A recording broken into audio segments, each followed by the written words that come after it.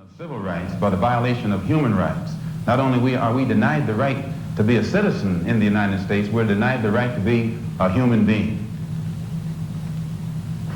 Mr. X, may I thank you very much for coming on our program and perhaps clearing away some of the cobwebs of misconception that some of us might have had about your belief. And I think you're a very sincere man, and it takes a lot of courage to admit a former belief is wrong, and we congratulate you for that and the service you performed tonight in giving us your views. Thank you so much. Thank you.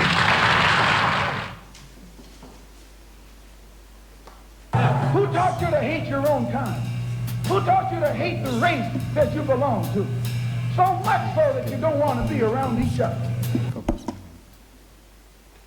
So in the spirit of what Brother Malcolm just said, let me invite everyone to come together. Let us pull together, maybe occupy the first few rows and have a family conversation. Yeah. Yes, thank you for the suggestion, Kobe, but I just want to go for a few formalities before we get to that, but we give thanks.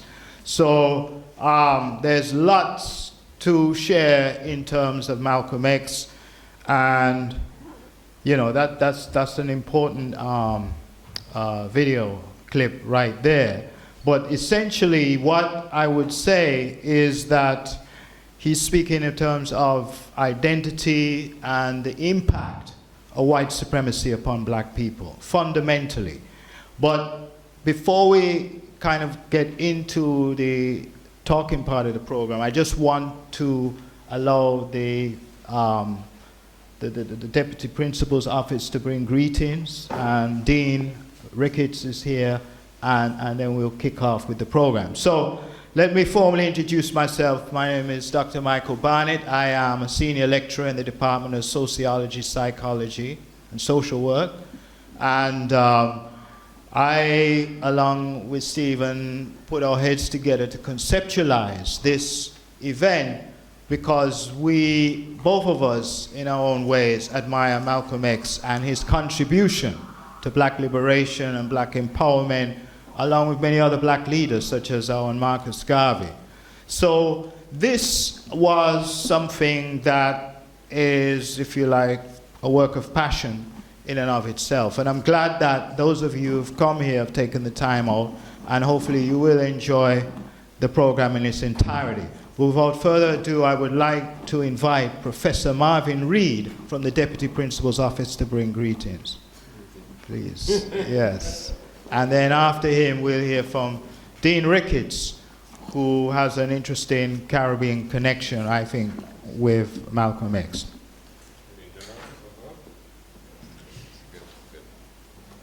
All right, so I'm trying not to stay too long since we're all here for the entree.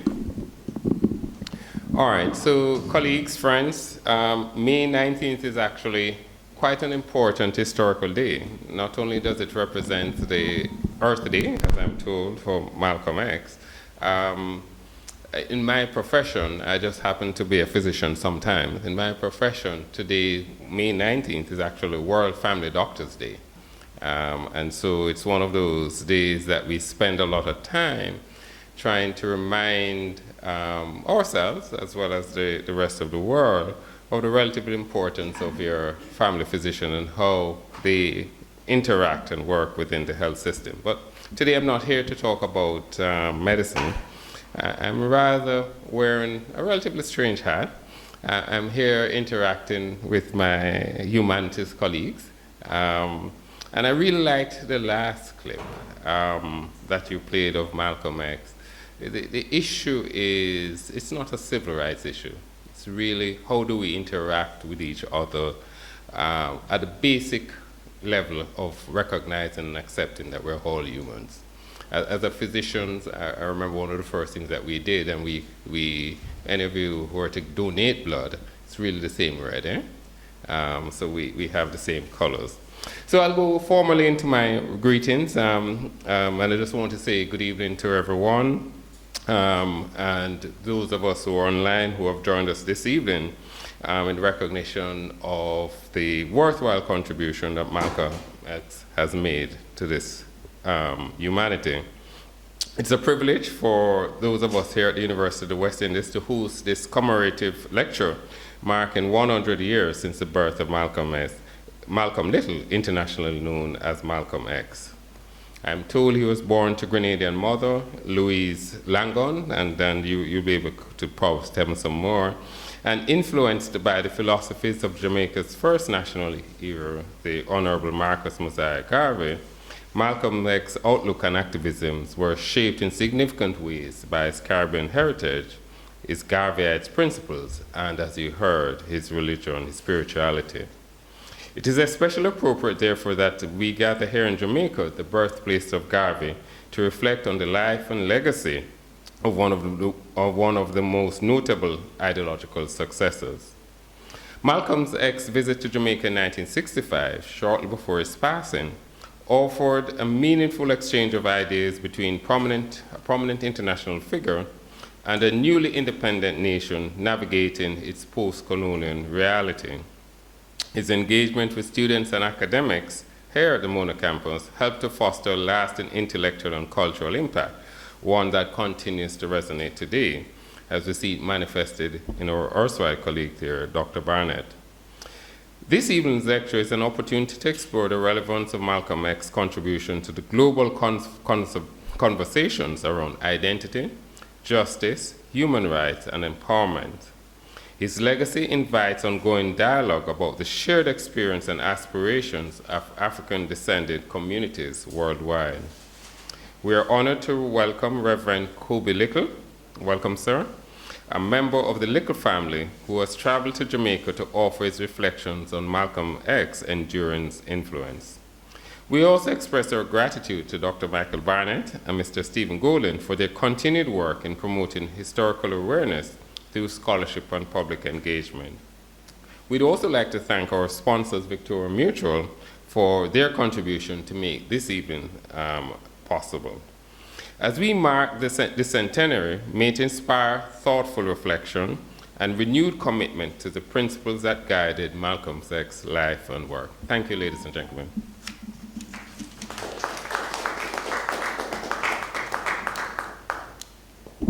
Thank you, Professor Marvin Reed. And now we'll have greetings from Dean Ricketts, the Dean of the Faculty of Social Sciences. Thank you. Thank you, Chair. Good. Professor Marvin Reed, representing Principal Denzel Williams, Dr. Michael Barnett, Senior Lecturer and Coordinator of this commemorative lecture, Dr. Stephen Golding, President of the Universal Negro Improvement Association and African Communities League, Jamaica, Reverend Kobe Little, keynote speaker, colleague members of the UE community, distinguished ladies and gentlemen, good evening.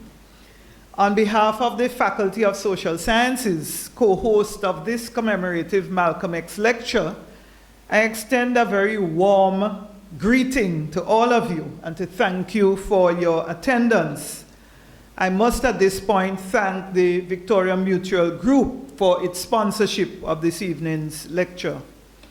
As all of you would know already, today, May 19, marks the 100th birthday of Malcolm X, renowned civil rights activist and the Pan-African champion. Malcolm X was not yet 40 when he was brutally murdered for his activism in the civil rights movement in the United States. He left a lasting legacy, the celebration of which I am honored to participate in this evening, not only as Dean of the Faculty of Social Sciences, but also as a Grenadian, his mother being Grenadian. And as I was saying to Dr. Reverend Little, when I greeted him as I walked in, Malcolm's uncle, who is Reginald Langdon, lived 3 houses away from my house in a small community of Creighton in St. Paul's. So while his mom and family lived in Ladigue, they then dispersed to other communities across Grenada. And so, you know, as part of the preparation for today, I began to ask my brother, my older brother and younger brother, and the good friend, my best friend from Grenada, who lives in New York, who actually lived next door. And she keeps in touch with some of Elma, for example, she keeps in touch with, who is a granddaughter of Mr. Langdon. And my brother keeps in touch with Mario Lendor, who lives in New York, who is a grandson of Mr. Langdon and who would be therefore a cousin of Malcolm X. Memory is important, and celebrating and marking important events is critical to us not forgetting. You know, universities have a very special duty in this regard, in helping us to not forget, but to always remember.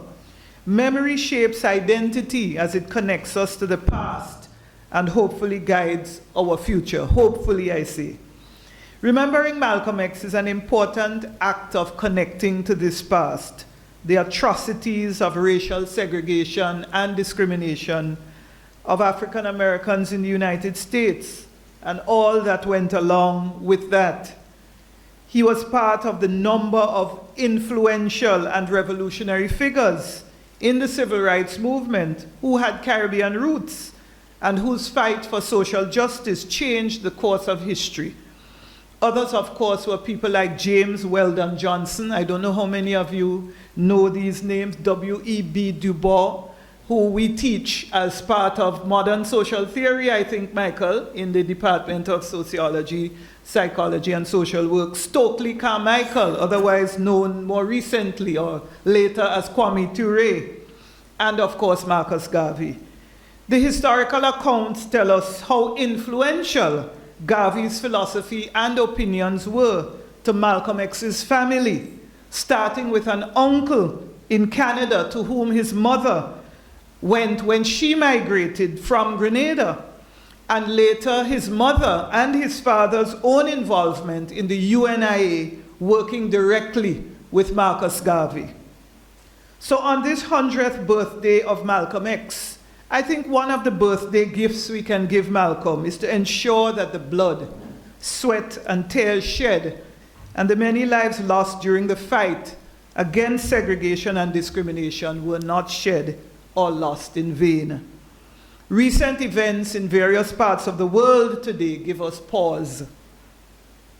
And I want to end by quoting Ali Gill, who is president of the Grenada National Reparations Committee, who locates a lot of this celebration of Malcolm X's birthday in a reparatory frame as saying, quote, "We must continue tilling the soil of justice, watering the seeds of repair, and pruning the branches of hope, all while believing in our hearts that reparatory justice will one day be a reality."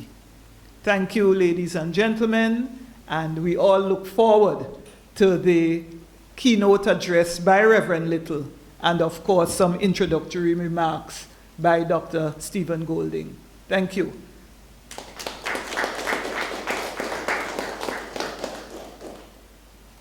Yes, thank you, Dr. Ricketts. I just want to, out of respect for the sponsors, the major sponsors for this event is actually Victoria Mutual, as Heather mentioned briefly. So if you would just give me a second, and I'm going to try and pull up, they sent me a video clip, so I'm just going to pull that up, and we'll hear from them. You know, it's commercial, but we're living in a commercial world, so I'll try and just... While you're ice-saving for your next adventure, we're building you a better app. While your unit trust grows into a down payment, we'll help you find the house. Plus, our credit cards are earning you rewards with every tap. Giving and receiving support is as easy as VM money transfer. Trading FX at VM connects you and your business to the global village. And when it's time to invest for specific goals or your post-work years, relax and let your money and VM do the work. Transformation starts here. Visit transform.myvmgroup.com. Let's redefine the impossible. When you start iSaving, more things become possible. That car you've been eyeing goes from your dreams to your driveway. That big vacation moves from your wish list to a spot on the calendar. The new fridge that was once a need becomes a star of your kitchen. Supercharge your money with a high-yield iSaver card. Put your savings on autopilot so you won't even need to think about it. Turn that dream into a done with iSave from VMBS. Transformation starts here. Visit transform.myvmgroup.com. Let's go. FX at VM is more than foreign exchange. It opens doors, connecting you to the world. Whether buying cash to travel or selling it to spend here, you get more in the exchange. It gives businesses currency they can rely on to trade, grow, and to trade some more. FYI, our low fees and negotiable rates look good on any bottom line. And along with our branches and Money Express stores, our online solutions let you trade FX at VM even when you're not at VM. Transformation starts here. Visit transform.myvmgroup.com. Let's go. VM Money Transfer is more than remittances. It's Money Express stores where you're the VIP, an extensive network that spans the globe. So wherever you are, you'll find a sender. And when you're at home, you can always pick up your funds right down the road. It's lower fees and great rates that put more cash in your hands and direct-to-bank options so you can skip the line and just wait for your phone to ping. It's fast, safe, and easy, so you get the money you need for whatever you need when you need it. Transformation starts here. Visit transform.myvmgroup.com. Let's go. All right, so let's go. Okay, so fulfilling the commercial obligations, I will make some brief introductory remarks about Malcolm X, who, as I had, basically mentioned before, is one of the Pan-African freedom fighters that have actually made an impact on me anyway, personally, and on my journey into looking at liberation, the black liberation struggle, and the fight for black freedom, black autonomy, black sovereignty. So Malcolm X, for me, importantly, is a bridge between Marcus Garvey, our first national hero, and the Black Power movement of the 1960s. And I say this because inherent in Malcolm X's ideology and in his ontological perspectives, we see the notion of black empowerment, black liberation, black autonomy, I should say, is very important. And black nationalism is an element that he inherited not only from the Nation of Islam, but from Marcus Garvey's teachings. And in fact, very importantly, if we look at his autobiography, he talks quite vivaciously about the impact that Marcus Garvey had on him. So one of the things that he said that really got my attention in terms of his reference to Marcus Garvey, which I said is in his autobiography, which was co-written by Alex Haley, was, this is a quote from him, and this is in chapter 1 of his autobiography entitled Nightmare. And he says, "My father, the Reverend Little, was a Baptist minister, a dedicated organizer for Marcus Garvey's UNIA. With the help of such disciples as my father, Garvey from his headquarters in New York City's Harlem was raising the banner of black race purity and exhorting the Negro masses to return to their ancestral African homeland, a cause which had made Garvey the most controversial black man on earth. My father believed, as did Marcus Garvey, that freedom, independence, and self-respect could never be achieved by the Negro in America, and that could never be achieved by the Negro in America, and that therefore the Negro should leave America to the white man and return to his African land of origin. Among the reasons my father had decided to risk and dedicate his life to help disseminate this philosophy among his people was that he had seen 4 of his 6 brothers die by violence, 3 of them killed by white men, including 1 by lynching. What my father could not know was that one of the remaining three, including himself, only one, which is my Uncle Jim, would die by natural causes. Unfortunately, his father was also the victim of racial violence when they were in Lansing, Michigan.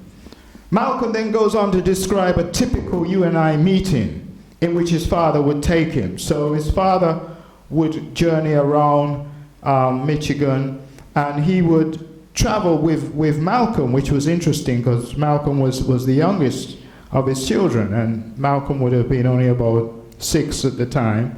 But Malcolm seems to have a great, recall of what was going on. So he would describe a typical UNI meeting in which his father would take him. He says, one of the reasons I've always felt that my father favored me was that to the best of my remembrance, it was only me that he sometimes took with him to the Garvey UNIA meetings, which he held quietly in different people's homes. There was never more than a few people at any one time, 20 at most, but that was a lot packed into someone's living room. I noticed how differently they all acted, although sometimes they were the same people who jumped and shouted in the church. But in these meetings, both they and my father were more intense, more intelligent, and down to earth. Malcolm said, it made me feel the same way. He reminisces fondly about what his father would say at these well-organized UNI meetings. He said, my father would talk about how it would not be much longer before Africa was completely run by Negroes, by black men, was the phrase he always used. No one knows when the hour of Africa's redemption cometh. It is in the wind, it is coming. One day like a storm, it will be here. And then these are the sentiments of Marcus Garvey himself. So, as a result, we could argue that Malcolm's ideological orientation was clearly political. It was about social change. It was about ideological upliftment of black people. And importantly, Malcolm joins the Nation of Islam in 1952, and he inherits many of the teachings of Elijah Muhammad as a result of being in the Nation of Islam. A Nation of Islam was both religious and secular. But I would argue that Malcolm X's emphasis on some of the secular elements of the Nation Islam, such as, developing businesses, what some people would call as economic nationalism, cultural nationalism, political nationalism, and religious nationalism. These are all tenets, even military nationalism, tenets of Marcus Garvey, which the Nation of Islam actually inherits. So one of the things we can see that it was not a struggle for Malcolm to be part of the Nation of Islam when he was there, because actually the Nation of Islam inherit a lot more from Marcus Garvey than we may well know, at least in terms of the secular dimension of the Nation of Islam. But as we do know, Malcolm in the 50s, he works assiduously, and he helps to popularize the Nation of Islam, is one of the arguments I've made. He helped to popularize it. The nation grows when he comes in there, especially in the late 50s, get into the early 60s. We have a plethora of temples now. We also have Malcolm really as the national spokesperson for the Nation of Islam, garnering a lot of attention, public attention, to the Nation of Islam, you could say, because in the early 60s, they really come under the spotlight of America. Now, whether that was a good thing or a bad thing, this is debatable. But the nation definitely comes under the spotlight, national attention in the US from the early 60s. One of the things, though, we could argue was that there was a tension with Malcolm, arguably, and some of the perspectives that the nation were propagating. And that was in that the religious and the personal, the individually orientated teachings of the nation were very much emphasized.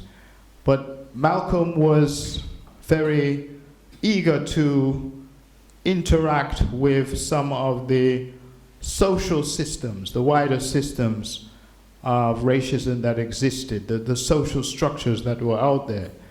And an argument could be made that, you know, some people in the nation thought maybe he was trying to go too far with some of his perspectives and his thoughts about what America needed to be done to change the social structure, the wider social structures. Now, I should just say that we have a lot of emphasis on the development of self and the remaking of the individual within the Nation of Islam, in that the individual, one of the things is the last name.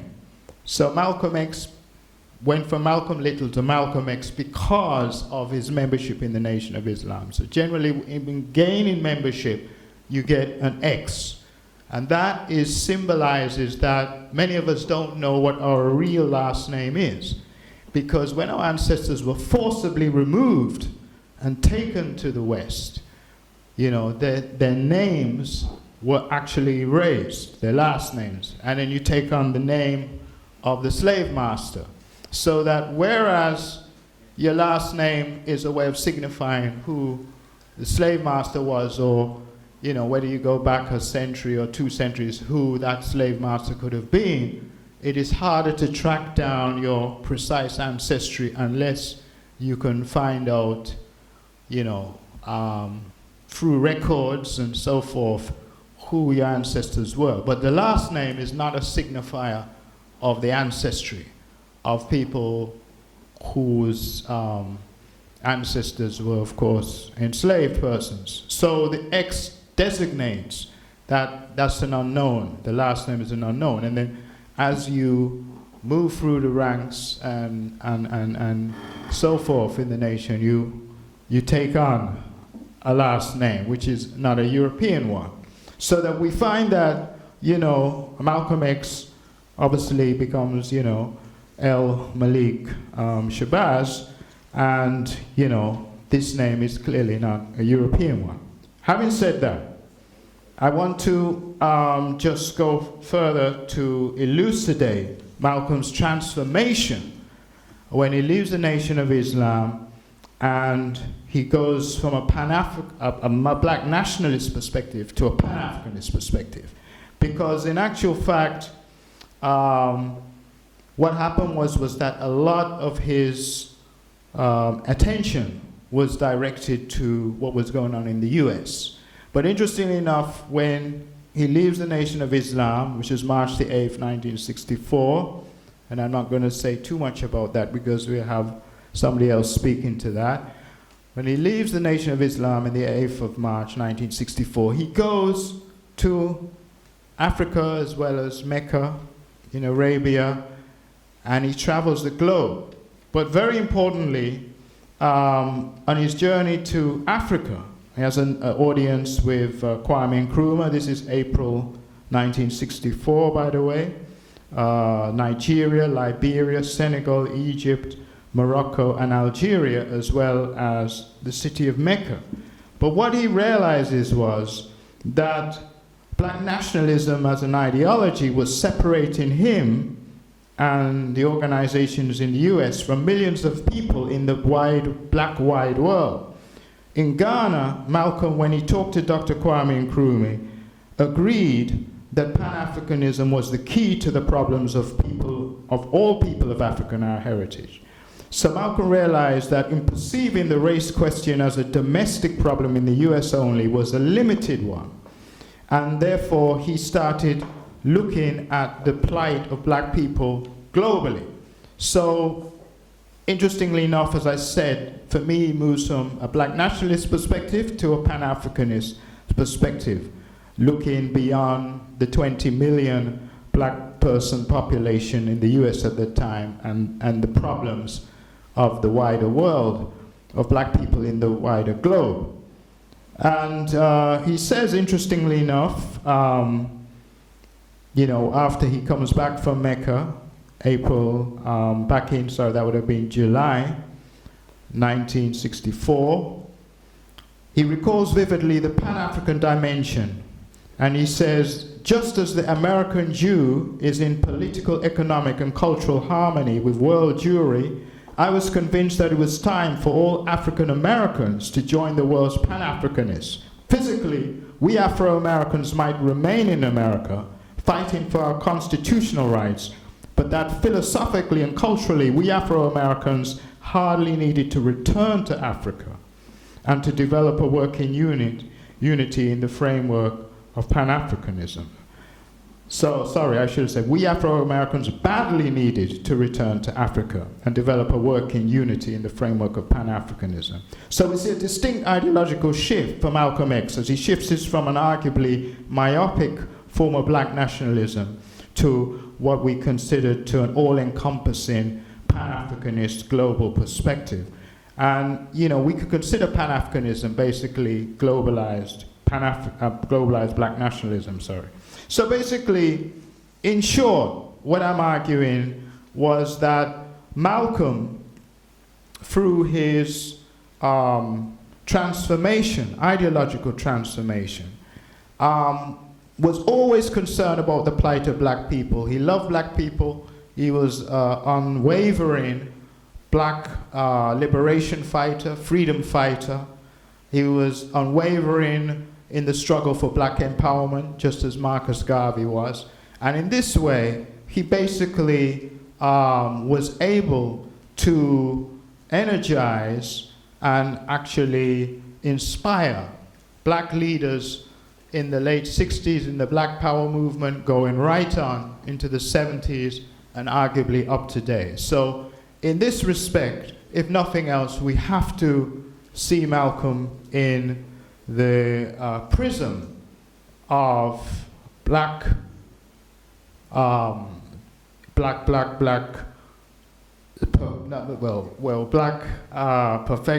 perfection, but as a black champion, African champion of redemption and of freedom and liberation. So I'll leave it there. Right, thank you.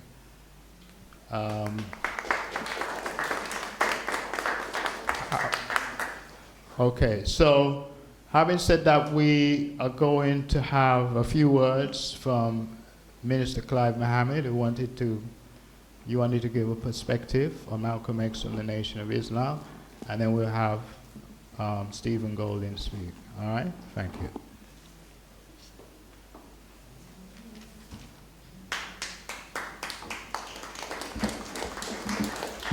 Thank you, Dr. Barnett. To Dr. Barnett, to Brother Stephen Golding, to the Reverend Kobe Little, to the Faculty of the Social Sciences of the UWI, and to everyone in the room, greetings. And in the Nation of Islam, we say, Assalamu alaikum, which means peace be unto you. Before my coming here today, I contacted my leader and teacher last evening, the Honorable Minister Louis Farrakhan, and I told him what was happening today, the celebration of our brother Malcolm X, our brother El Hajj Malik El Shabazz. And the minister instructed me directly in words. They are coming because they admire Malcolm, but that does not mean that they do not admire us. So do not cause controversy Those were his direct words to me as instructions. So I just want to say that Malcolm, as a member of the family, because this is one family, it's the black family. When Malcolm met the teachings of the Most Honorable Elijah Muhammad, he got those teachings when he was incarcerated. He was in prison, and a brother of his visited him in prison and introduced the teachings of the Most Honorable Elijah Muhammad to him, and he accepted those teachings. And when he left prison, he was not the same. He was not the same person leaving prison that went to prison. He came out a new person, but also a revolutionary, a black revolutionary. He came out having a knowledge of himself, and that removed the scales from his eyes, that he was able to see more clearly what was happening to black people and why all of that was happening to black people. In 1959, Brother Malcolm traveled to Africa. He visited the United Arab Republic. The United Arab Republic at that time was recently formed between Egypt and Syria. He visited Ghana. He visited Nigeria and Sudan. And these visits were in preparation for the Most Honorable Elijah Muhammad visiting Africa. And when he left the nation in 1964, he also revisited Africa. Dr. Barnett mentioned the countries in Africa that he visited at that time. Now, in any family, you will have differences. Differences of opinion, differences of views.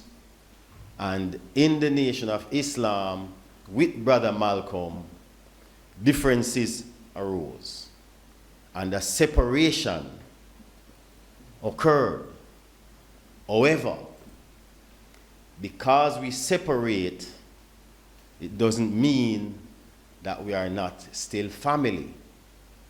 And at that time, in the US of A, in particular, you had what we know as the COINTELPRO, the FBI counterintelligence program that actually infiltrated every black organization that was in the US.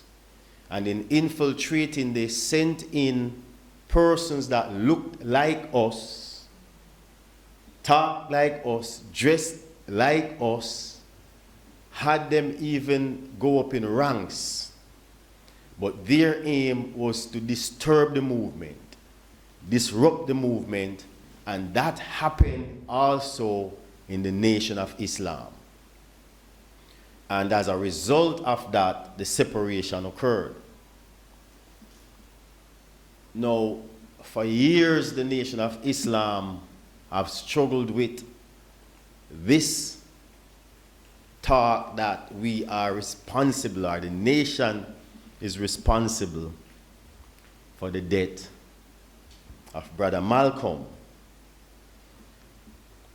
Now, two men known at the time of the killing of Brother Malcolm as Norman 3X Butler and Thomas 15X Johnson spent decades in prison for murder. The murder which took place, as many of us may know, in 1965, when three men opened fire on Brother Malcolm in the Audubon Ballroom in New York. A 22-month investigation conducted jointly by the Manhattan District Attorney's Office and lawyers for the two men found that prosecutors and two of the nation's premier law enforcement agencies, the Federal Bureau of Investigation and the New York Police Department, had withheld key evidence that, had it been turned over, would likely have led to the men's acquittal. Talmadge Ayer, the confessed assassin of Malcolm X, was caught at the scene. He testified at trial that Mr. Aziz and Mr. Islam, these are the names after these brothers changed their names, the two that were sentenced along with him, were not involved in the killing. In the late 1970s, Ayer signed an affidavit naming 4 other men who he said were involved in the murder. But these men spent 20 plus years in prison for a crime that, after they spent all those years in prison, the government of America actually paid them $36 million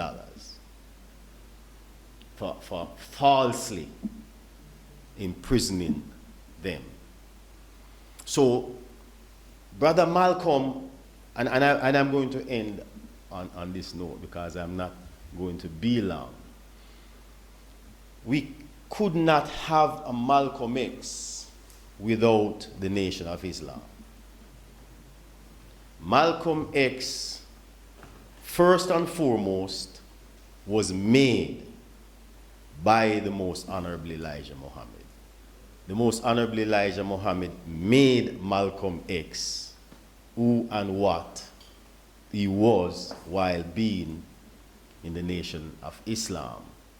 And then, of course, the differences that arose and the split took place, and he left the Nation of Islam. But in Brother Malcolm's passing, when it was said to the Most Honorable Elijah Muhammad, those who were close to him said when he heard of Brother Malcolm's assassination, he groaned, because no father wants to lose a son. The government pointed fingers at the Most Honorable Elijah Muhammad, and then after the Most Honorable Elijah Muhammad departed, then those fingers started pointing at the Honorable Minister Louis Farrakhan. And this is the way that you kill 2 birds using 1 stone. The government actually attempted to imprison the daughter of Brother Malcolm. How many of us are aware of that? Sister Quibila Shabazz. She was accused by a Jewish boy of plotting, paying him money to assassinate the Honorable Minister Louis Farrakhan in 1995. Minister Farrakhan came out and made a public statement, and he said this will not happen again. She would have been given 90 years if convicted. The minister said, you did that already, and you were successful in doing that. You will not do that again. Leave Quibila alone. And the Honorable Minister Louis Farrakhan and Sister Betty Shabazz were able to come together as a family, the family that we originally were, and the family that we are supposed to be, and we are not going to allow anyone to come in between and divide and split the family. So we are here today particularly to celebrate the 100th anniversary of Brother Malcolm X. And I am honored to be in the company of a member of the Malcolm family. First time for me touching the hand of a member of the Malcolm family. The Honorable Minister Louis Farrakhan would not have been in the Nation of Islam were it not for Malcolm X. The Honorable Minister Louis Farrakhan said the first time he heard that man speak, he thought it was God talking. That's how eloquent Brother Malcolm was. And so Minister Farrakhan was attracted to the Nation of Islam by Brother Malcolm. But all of us know that in 1995, Minister Farrakhan was able to call 1 million men to Washington, D.C. And even though they don't play the numbers, the official records that were taken was 1,700,000 men went to the mall in Washington, D.C.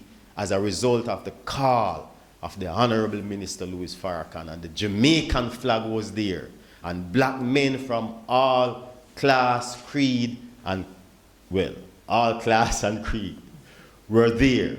No matter what your belief system was, no matter what you thought in terms of your religious perspective, black men showed up to celebrate unity among themselves as a family based on that call. So Malcolm X cannot be outplayed, will not die.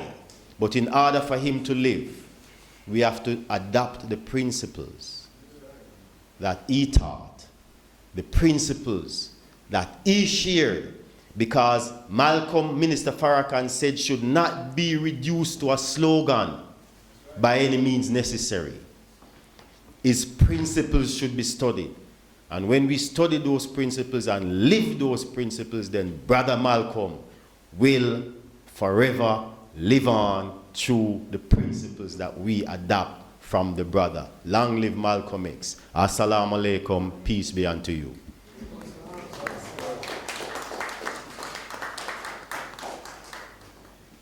Thank you, Minister Clive Mohammed, for that perspective.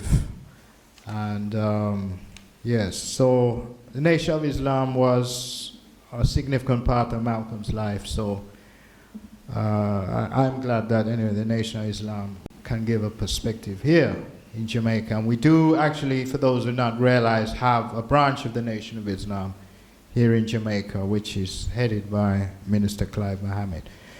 You know, it gives me great pleasure right now to introduce our next speaker on the program. And I'm speaking none other than Brother Stephen Golding, who is a great exemplar of the Marcus Garvey tradition. So I'm not going to say too much here, but I know a lot of you know about Stephen and the work he's done, along with, you know, other UNIA delegates and persons. So, yes, Stephen, yes, your time now. Your time now. Give thanks.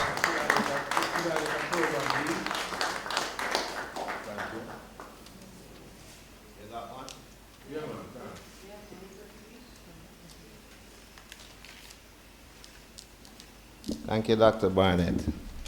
Greetings, everyone. I'm not Steve Golding, as it says on the program.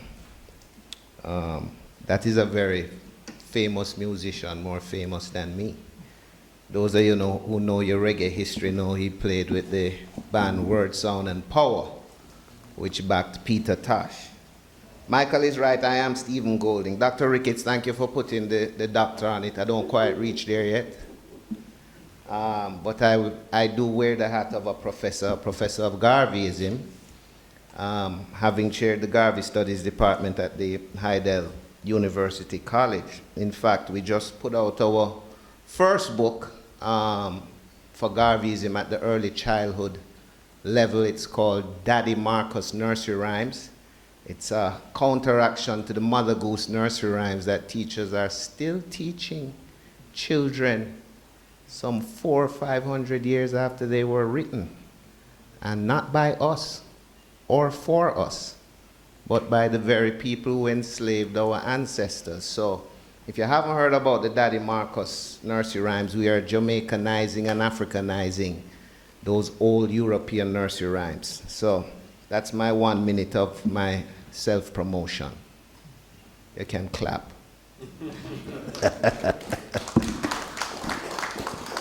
Have you all ever heard of the white doll, black doll test?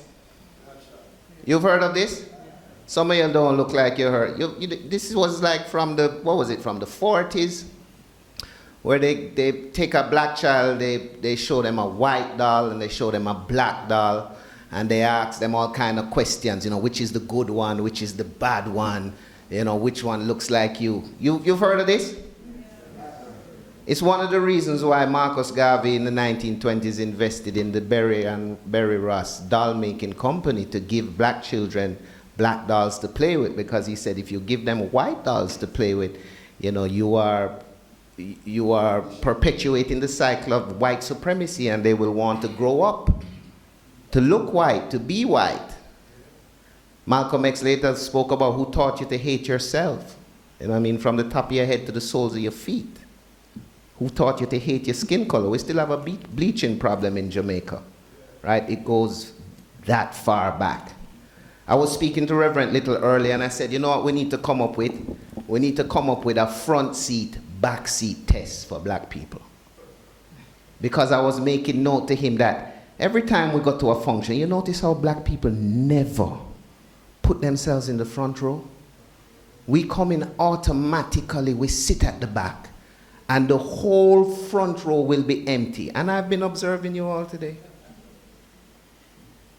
There's no sign on these seats saying it's reserved, because usually when you have VIP people come into a function, they don't reserve the back seat for the VIP people, you know. It normally is on the front seats, reserved. That's not there. One of the things I did in Garveyism is when I teach my students from primary come up, because they suffer from the same syndrome, like the black dot, white dot, I'm talking about the front seat, back seat syndrome. I tell them that they got to see themselves as very important people. And the very important people never sit at the back. Even if they come to the function late, somebody escorts them to their seat. So as Reverend Little said earlier, I really want to invite some of you to come and fill these seats. And I would like the academics to begin, because Mr. Principal and Mrs. Dean, please come and take your seats up in the front and set an example for these black people who must know themselves in the 21st century, that when we walk into a function that is for us and by us, the seats in the front is where we belong. So I'll wait for you.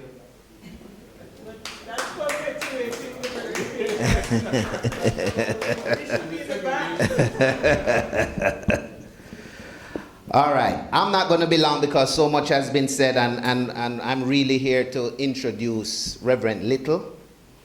But just to follow up, or as we say, veggie back on some of the things that were said earlier, because we're not piggybacking. As Jamaicans, I think we underscore our own influence in the making of Malcolm X. And, you know, as Jamaicans, we claim everything good that happened, you know. Any big thing that happened in the world, there's a Jamaican connection there somewhere, right? We created hip-hop, you know. The clips I played earlier, we played 2 clips of Malcolm X. The first one was of Malcolm's speech at the Oxford University. Great speech. This is right after he comes back from Africa, as Dr. Barnett was saying. He doesn't go straight back to America. He goes to Oxford. And then he's assassinated 2 months after that. That speech was in December of 1964. Of course, Malcolm was assassinated on February 21st, 1965. But I don't know how many Jamaicans know that the reason he spoke at Oxford was because the president, he was invited by the president of the student union there at the time, who was a Jamaican Rhodes Scholar by the name of Anthony Abrahams, the man who actually started the News Talk radio station here on the UWI campus, who also started the Breakfast Club, who was a one-time member of parliament for East Portland, who was also one of the first Jamaican directors of tourism. He's the person who got me my own start in media, right? And that gentleman with the headphones on right there is a former producer of the very show that he created for me to host. At that first meeting, he had several pictures of Malcolm in his house, pictures I have never seen on the internet. And it was the first time meeting him that I learned of his connection to Malcolm X. So that's just one Jamaican connection. But it goes much deeper than that, because as Dr. Ricketts said, Malcolm's mother, Louise Langdon, was the first secretary of the Montreal division of the UNIA, which was the 5th division to be formed, right? The first was in Kingston, the second was in New York, the third was in Panama. I can't remember where the fourth was, but the fourth was in Newport, Virginia, Newport News, Virginia. And the 5th division of the UNIA was started in Montreal by Louise Langdon's uncle, who was the first president. Louise Langdon was living with the uncle at the time, had some skills as a secretary, and became the first secretary of the division. Now, when Marcus Garvey, because I know the Nation of Islam will talk a lot about Elijah Muhammad's and the Nation of Islam's influence on Malcolm and making him who he was, and if it wasn't for them, there would be no Malcolm. But they forget, if there was no Marcus, there would have been no Elijah Muhammad. I know Minister Farrakhan has denied this, but our elders in the UNIA still speak of the record of one Elijah Poole, who was a member of the Detroit division of the UNIA before forming the Nation of Islam. And what's interesting is you look at the dynamics of the Nation of Islam. Their strongest cities at the start included Detroit, Chicago, New York, and Boston. When Marcus Garvey traveled to the United States, he arrived in New York May 9th, 1916. No, he arrived in March of 1916, but he gave his first public lecture in Harlem on May 9th, 1916. The lecture didn't go so good, for whatever reason. He left the city after that, and the next place he gave a public lecture was in the city of Boston, at a church called St. Cypriani's in the neighborhood of Roxbury. This is the very neighborhood that Louis Farrakhan comes from. And this is the neighborhood that Louis Farrakhan first hears Malcolm X speak at. Malcolm X lived in Boston before becoming a Muslim with his sister, Ella Little Collins, who joined the Nation of Islam around the same time or shortly before he did, and who also left the nation before he did and became a Sunni Muslim.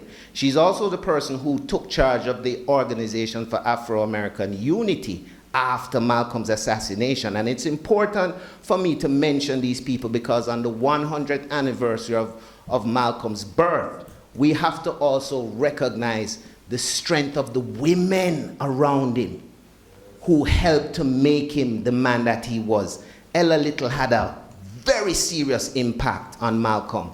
In fact, after the murder of his father, when Malcolm's mother was institutionalized, and she was institutionalized for up to 30 years, it was Ella Little who took Malcolm in. Now, Malcolm was the 4th of 7 children, Dr. Barnett, not the youngest of the little children, but certainly the last one to consciously know the father before his murder, right?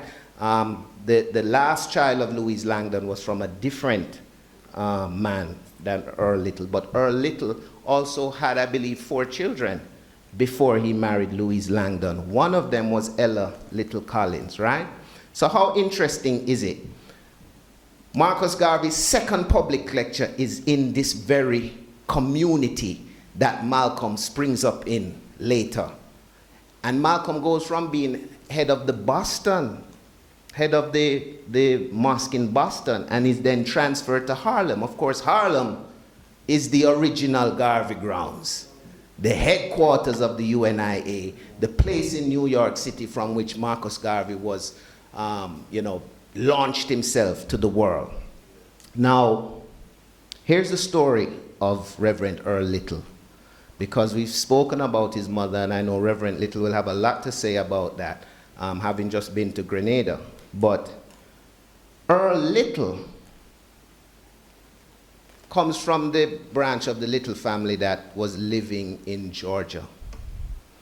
Georgia is also the state that became the headquarters for the infamous Ku Klux Klan. Reverend Little would have met Marcus Garvey and heard him speak for the first time on March 25th, 1917 at the Big Bethel AME Church, where Reverend Little coincidentally also spoke a few months ago on March 25th, 1917 at the second annual Marcus Garvey Symposium there. He was so impressed with Garvey that was the point at which he picked up himself and began to follow Garvey, leaving the state of Georgia where he lived and also leaving his family behind to take up Garvey's cause. Early in 1919, Marcus Garvey travels to Montreal for the launching of the Montreal division of the UNIA in Canada. Who is with him in his entourage? A man known as Reverend Earl Little. Now in the UNIA, they tell you that the parents met at a convention. Not quite true. They met at the launch of this Canadian division. Earl Little saw Louise Langdon. They met. They both were so enthused and captivated by whatever Garvey said that night that a few months later they wed. And it is Earl Little who takes Louise Langdon from her uncle's house in Canada into the United States as his wife. They settle first in the state of Nebraska. And this is why Malcolm and his older siblings are born in Omaha. And today was a big day in Omaha. But remember I mentioned, and Dr. Barnett mentioned, one, Little comes from the state of Georgia. This is Klan country. He's witnessed several of his own siblings murdered by the Klan. In the mid-20s, and I'm talking 1921, before Garvey leaves the United States, he forms two divisions in Florida, the Coconut Grove Division and the Key West Division. Immediately, the Ku Klux Klan responds to this formation of UNIA divisions in these cities by re-energizing or forming Ku Klux Klan chapters in Florida. These chapters were set up by the Ku Klux Klan chapters in Georgia. While Reverend Little is doing Garvey's work in Nebraska and in other states, heading up to Michigan, he, and not only he, because you had several UNIA presidents in Florida and Georgia who became the target of the Ku Klux Klan. And this is what prompts Marcus Garvey in 1922 to call a meeting with the Ku Klux Klan in Atlanta. Not because he, as his detractors said, he was a black Klansman, not because he was trying to embrace white supremacy, but because as the President General of an organization where several of his presidents were being targeted. We had one president in Coconut Grove and in Key West, Reverend Higgs in Coconut Grove, Reverend Glashen and you notice both reverends. So these are black clergy who were kidnapped, who were harassed. Garvey had a paramilitary organization known as the Universal African Legions that at one point took to the streets in Key West and saying if they find their president hanging from some tree somewhere, then other people, white people, are going to be hanging from a tree somewhere. The presidents were returned, roughed up, but not murdered. Garvey had to arrange for one to be sent back to Bahamas. He brought one up to New York. It became such a situation that Garvey himself had to have a sit-down with the Ku Klux Klan to get them to back off of the UNIA. While this is going on, he's getting letters, though, from Reverend Little. And we have these on record of his own harassment at the hands of the Ku Klux Klan. Malcolm X is born in Omaha, but his family is under so much pressure by the Klan that the family is forced to leave Nebraska, and this is how they end up in Lansing, Michigan. Unfortunately, following that meeting with the Klan, Garvey is arrested for mail fraud charges. He's sent to prison in Atlanta, of all places. Reverend Little even writes a letter to President Coolidge asking for Garvey to be released, to be pardoned. That also we have on record. And he did that not just as a UNIA president, but leader of an industrial workers union. So I don't think enough attention and credit is given to Malcolm's father in shaping Malcolm's very life himself, right? Malcolm speaks about going to UNIA meetings with his father, but to be honest, when Marcus Garvey is arrested and deported, Malcolm is born in in May of 1925. This is 2 months after Marcus Garvey is in prison. He entered prison February 8, 1925. Malcolm is born May 19th. He's deported to Jamaica in November of 1927. So the meetings that Malcolm observes and writes about in his autobiography really are meetings not at the height of where the UNIA was when his parents met, but really on the back end decline after Garvey is deported, after the organization comes under harassment. And this is the reason why he speaks about meetings in people's houses, not in Liberty Halls, not the great parades that Marcus Garvey and the UNIA were used to putting on, because they were now under threat. Their leader had been targeted, their leader had been deported, and now they were beginning to meet in secret. And I think that had a lot to do with shaping Malcolm, but it also explains why his knowledge of Garvey growing up is not what it is when he goes to prison and begins to read about Garvey after his father's assassination. Of course, Malcolm was only 6 years old when his father died, and you can remember, I don't know how many memories you have before you're 4 or 5 that you think shape your worldview. But a lot of what Malcolm knows about Marcus is what he learns later from his own research, right?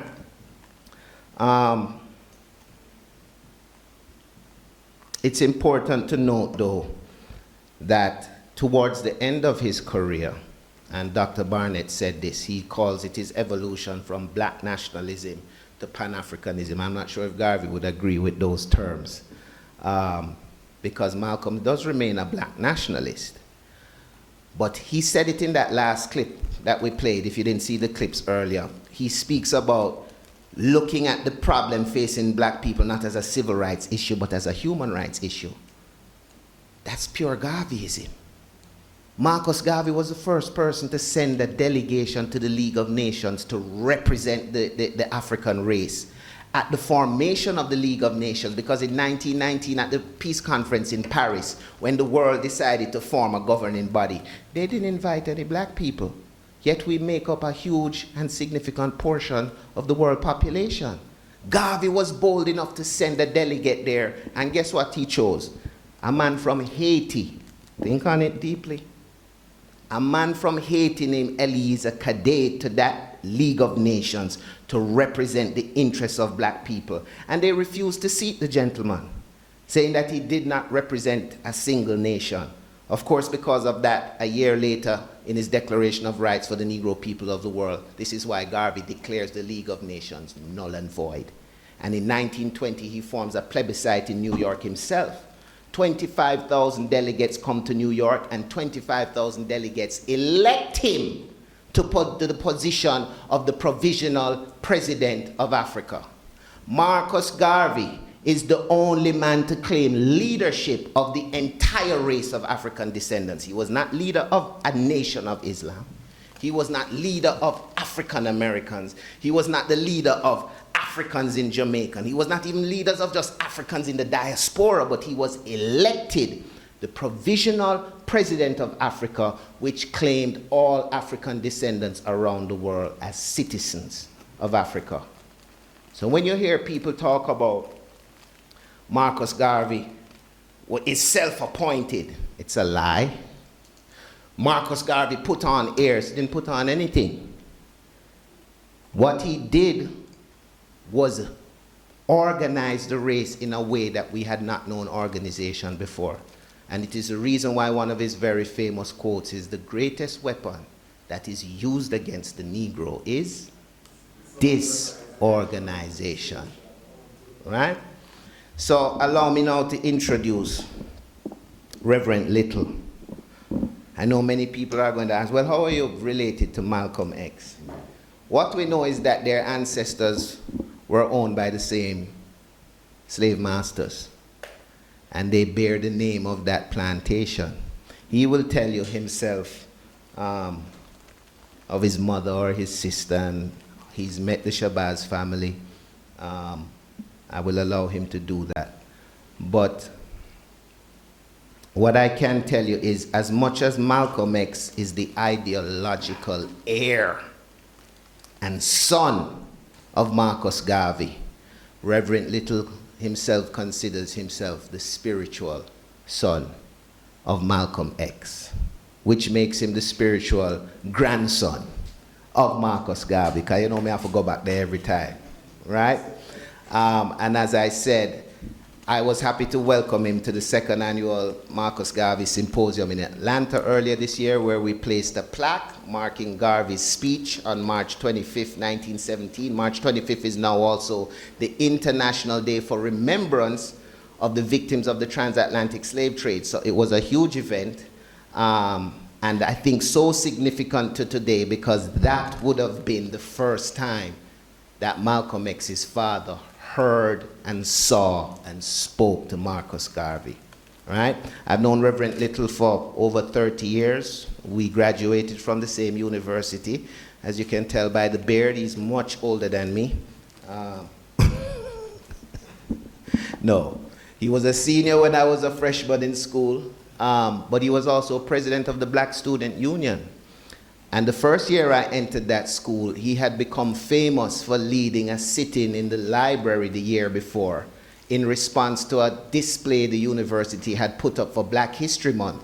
That display was a picture of a white abolitionist family. Can you imagine? For Black History Month, they decided to put up the picture of a white abolitionist family. As leader of the black student at the time, he refused to accept it. And so what developed was a sit-in in the library, which later involved the Baltimore police. The students refused to leave the library until the display was taken down. I then, a few years after that, worked with him when he fought to have the student members of the NAACP votes recognized in the national and state elections. I went with him when he took out a lawsuit to have these votes recognized, and I happened to be in the front of the line when he passed a paper back to us and said, just sign this. I wasn't sure what I was signing, but I trusted him. Now if you look online and Google it, the case is called Golding et al. versus the NAACP, right? So, and he was also, and this is my final accreditation to you, sir, he was also the first young black person I heard get up in an auditorium at that university and raise the issue of reparations for black people for slavery. This is 30 years ago. Now let me tell you, you can talk about reparation now and everybody looks with a serious face and says, oh, okay, yes, yes, yes. But 30 years ago, the snickers that was coming from the room, and not just from the white people. Even me, myself, was looking at him like, Kobe, what? What do you, what? Reparations for slavery? I had never considered it before that. But he was adamant, he was passionate, he spoke from the heart, he spoke as a young leader, and I've seen him mature into an even better leader. I'm happy to call him brother, I'm happy to call him friend, I'm happy to call him colleague, and I'm happy to introduce to you all now Reverend Kobe Little. Please give him a round of applause.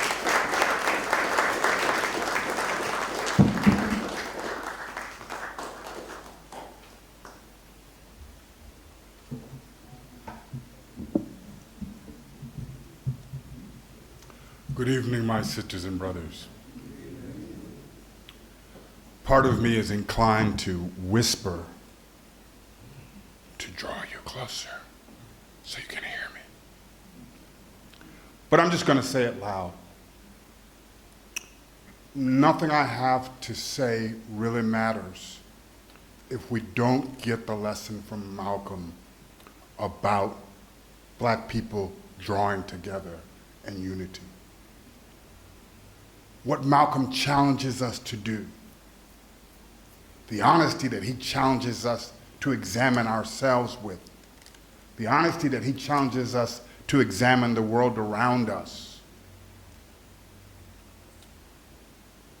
It demands that we take action. And if we can't fill a few seats in the front, then what action are we taking?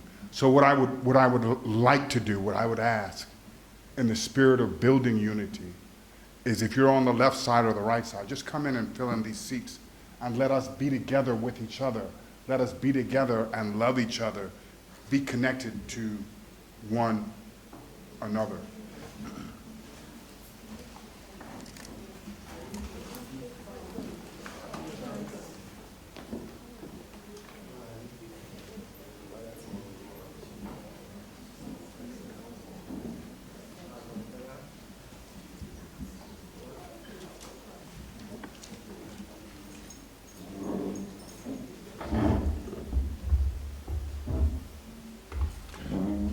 May God bless all of his children. Thank you.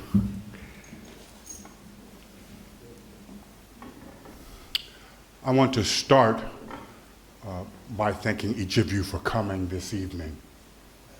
I feel welcome, I feel received, and I'm gratified that you would take time out of your schedule to come see what this country preacher has to say about one of the most significant leaders of the last 100 years.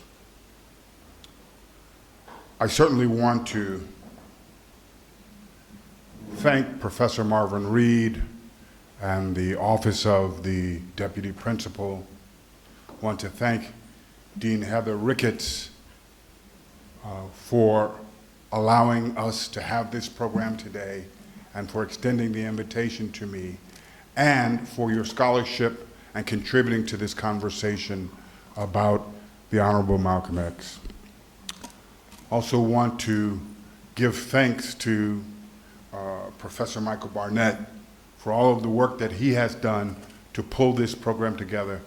We're grateful to you. And glad to meet Brother Clive Muhammad, and we thank you for your contributions to this program today and for the continuing work that you do in the community. I'm very grateful for the Honorable Stephen Golding, President of the UNIA here in Jamaica. I won't assume that I can tell you anything about a man who gives so much of his life to the people of Jamaica. But I will tell you that it has been an honor to know Stephen from the time that he was a teenager, even until today, where he is a leading man, not only in Jamaica and the Caribbean, but across the African world. I have had the honor and the privilege for the last couple of years to be seatmates with Professor Golding at the Permanent Forum for People of African Descent. And that is a UN body that meets to discuss the issues of the African world. And I can tell you that President Golding is a strong voice representing Jamaica, but also advocating on behalf of black people. And I look forward to working with him not only on the Garvey symposiums that we have been conducting around the African world, but also on the Justice Booth. So I'm not going to say anything else about that. At the appropriate time, President Golding will present the idea, and I hope that you all will join in. I'm just clicking away here and bringing up pictures. but that was not my intent. So let's go back to, let's see. That's a good picture.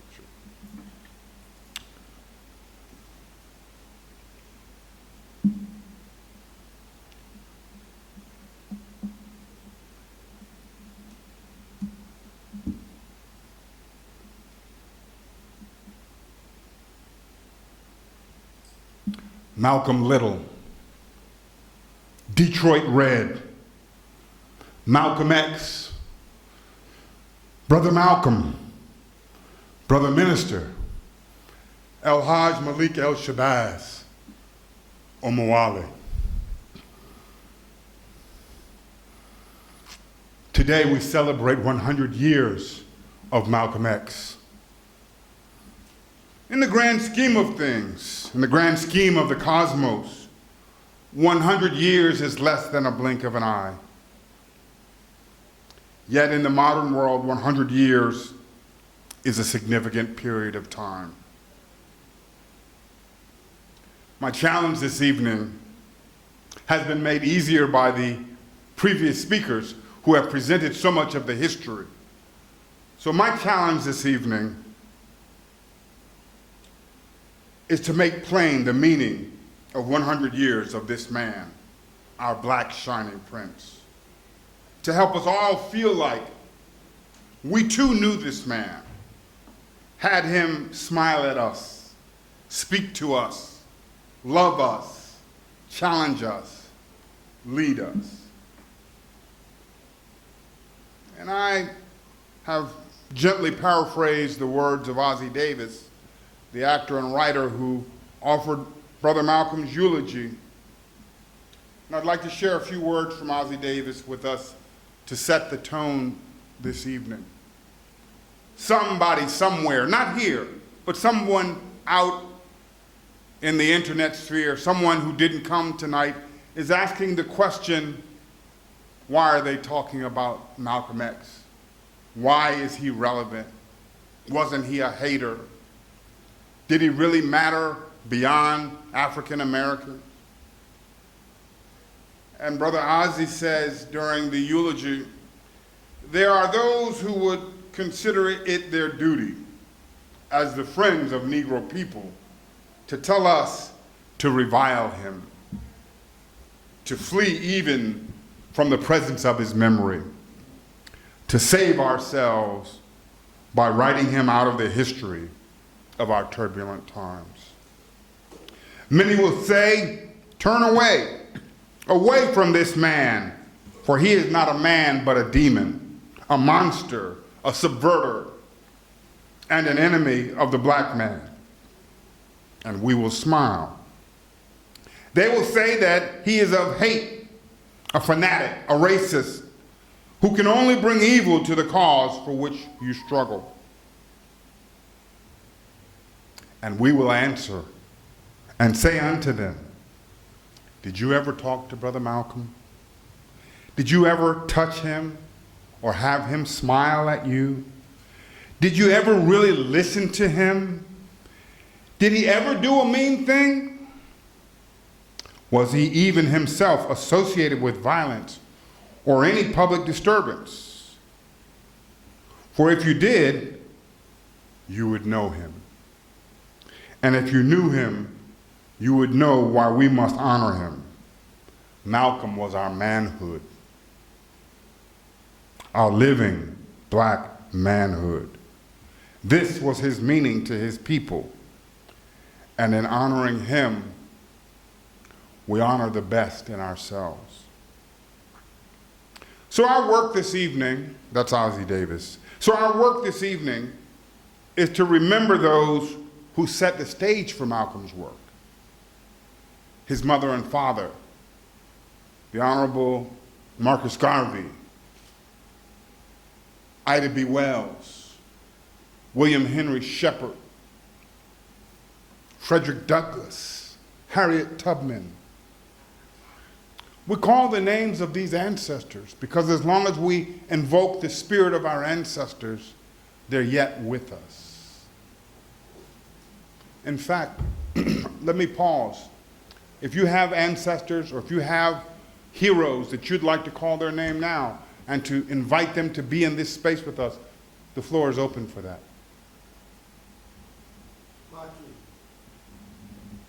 Who are Jamaica's national heroes? Norman Manley is a hero of mine.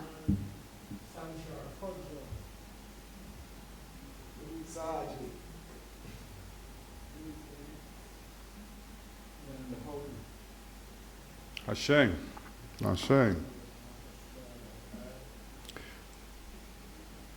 So our work this evening is to remember those who set the stage for Malcolm's work, 1. 2, to reflect on what Malcolm meant in his time. And 3, what he means today, 100 years after his birth. Time is such an interesting concept. We know white folks operate on linear time, and in the modern world, most of us try to operate on linear time too. But we also know that, and we're in the family meeting this evening, we operate on CPT. Now maybe that's Caribbean people's time, maybe it's colored people's time, but you know what time I'm talking about. But time is not simply just a measure of hours past. Time also describes the environment, the moment. Malcolm was a prophet, and the job of the prophet is to speak to the time, what the meaning of the time is, and what the people must do in response to the time. We know that time was an important theme in Malcolm's life, and he was known to always wear a watch. Malcolm was always stylish. Brother Minister was always stylish. But he didn't wear a watch so much out of fashion, but as much as it was about integrity. Malcolm says to us, I have less patience with someone who doesn't wear a watch than with anyone else. For this type is not time conscious. In all our deeds, the proper value and respect for time determines success or failure. Really what Malcolm was saying is that time and how we manage time is an indication of integrity. And if we're going to move our people forward, if we're going to make the strides that we need to make, we have to be leaders and followers of integrity. Now today we have the benefit of mobile phones, and a lot of us don't wear watches necessarily, but the lesson from Malcolm about being where you say you're going to be when you say you're going to be there, about respecting other people and their time, the lesson remains the same. And so as we contemplate 100 years of Malcolm, it's important for us to understand the relationship that Malcolm had with time. And that's an example that all of us can follow. All of us want to be able to depend on people. All of us want to be able to trust people. All of us want to know that the folks in our lives, when they say yes, they mean yes, and when they say no, they mean no. Let me bring it home a little bit more. All of us are sick of leaders who say one thing and do another thing. All of us are tired of leaders who tell us that change is coming, but the only thing that changes is their own bank account. We're tired of that kind of leadership. And in order for us to move our people forward, we have to be developing leaders who are people of integrity. And Malcolm X, if he was nothing else, he was a man of integrity.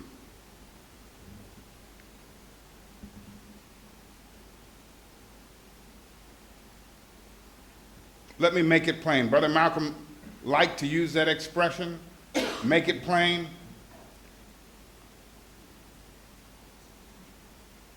And this is what he said. He said, I'm for truth, no matter who tells it. I'm for justice, no matter who that justice is for or against. And it's that kind of integrity that we respect in Brother Malcolm. So often, white folks and even scared black folks said that Malcolm was a hater, said that Malcolm was divisive. But you never hear them talk about the fact that when Louise Langdon Little was pregnant with Malcolm X and her husband was away on business, her house was attacked and the windows and the doors were blown out. You never hear them say that this man that they claim is a hater lost his father to violence. You never hear them say that when they fled Omaha because the threat of violence, continued violence, was too great, and they moved to Lansing, their house was burned down. You never hear anyone talk about all of the violence, the policy violence, the violence in the educational arena. Malcolm X wanted to be a lawyer, and he gave up on his dream because the teacher told him he was black, and so he could never be a lawyer. You never hear people who want to detract talk about all of the terrible things that happened to Malcolm, all of the things, all of the trauma that shaped his life. You never hear them talk about that. And as Ossie Davis pointed out, Malcolm X was a strong defender of our right to self-defense, but he was not a violent person. And so we have to be the ones who tell our own story. It's why it's so important for us to remember. It's why it's so important for us to gather to talk about Malcolm X and to talk about other leaders. Because if we leave it to people who don't care about our interests, people who operate outside of our community to tell us who our leaders are, we will continue to be hoodwinked, led astray, run amok, as Brother Malcolm would say. One of the things that I love about Malcolm X is that Malcolm X had clarity that is rare in the world. And he was able to offer an analysis, very complex geopolitical issues, and to take those issues and to make them plain for everyday people. And he was able to do that without tearing down other people. Malcolm X said to us, "Don't condemn if you see a person has a dirty glass of water. Just show them the clean glass of water that you have, and when they inspect it, you won't have to say yours is better." That seems like some very simple elementary teaching, something you learn in kindergarten or first or second grade. But it is the prescription for how we build black unity, how we build black unity in CARICOM, how we build black unity in the African Union, how we build black unity across the African world, and how we build black unity here at UWI, how we build black unity in our workplaces and in our families. What I love about Malcolm X is that despite all of the hate that he experienced, despite all of the betrayal that he experienced, despite all of the injustice of the world that he lived in, Malcolm was motivated by love. And this is a prime example of how we can acknowledge disagreement, how we can lift up other ideas or competing ideas without tearing sisters and brothers down. Malcolm X was a leader who called for black people to unite, and he consistently provided the examples for how we can do that. Malcolm X stood for the vulnerable. He says to us, "I have no mercy or compassion in me for a society that will crush people and then penalize them for not being able to stand up under the weight." Too often policy is made from the vantage point or the viewpoint of those who are powerful, of those who are wealthy, of those who are secure. But Malcolm saw through this and made it very clear that as we pursue justice, we should always be on the side of the most vulnerable. We should always be on the side of the people who are crushed by society and then blamed for not being able to bear the weight of society. Malcolm X called for us to be principled. And in his words, he said it this way: a man who stands for nothing will fall for anything. And so this evening, here at the University of the West Indies, I ask each of us this question: what do you stand for? What do you stand for? What do you stand for?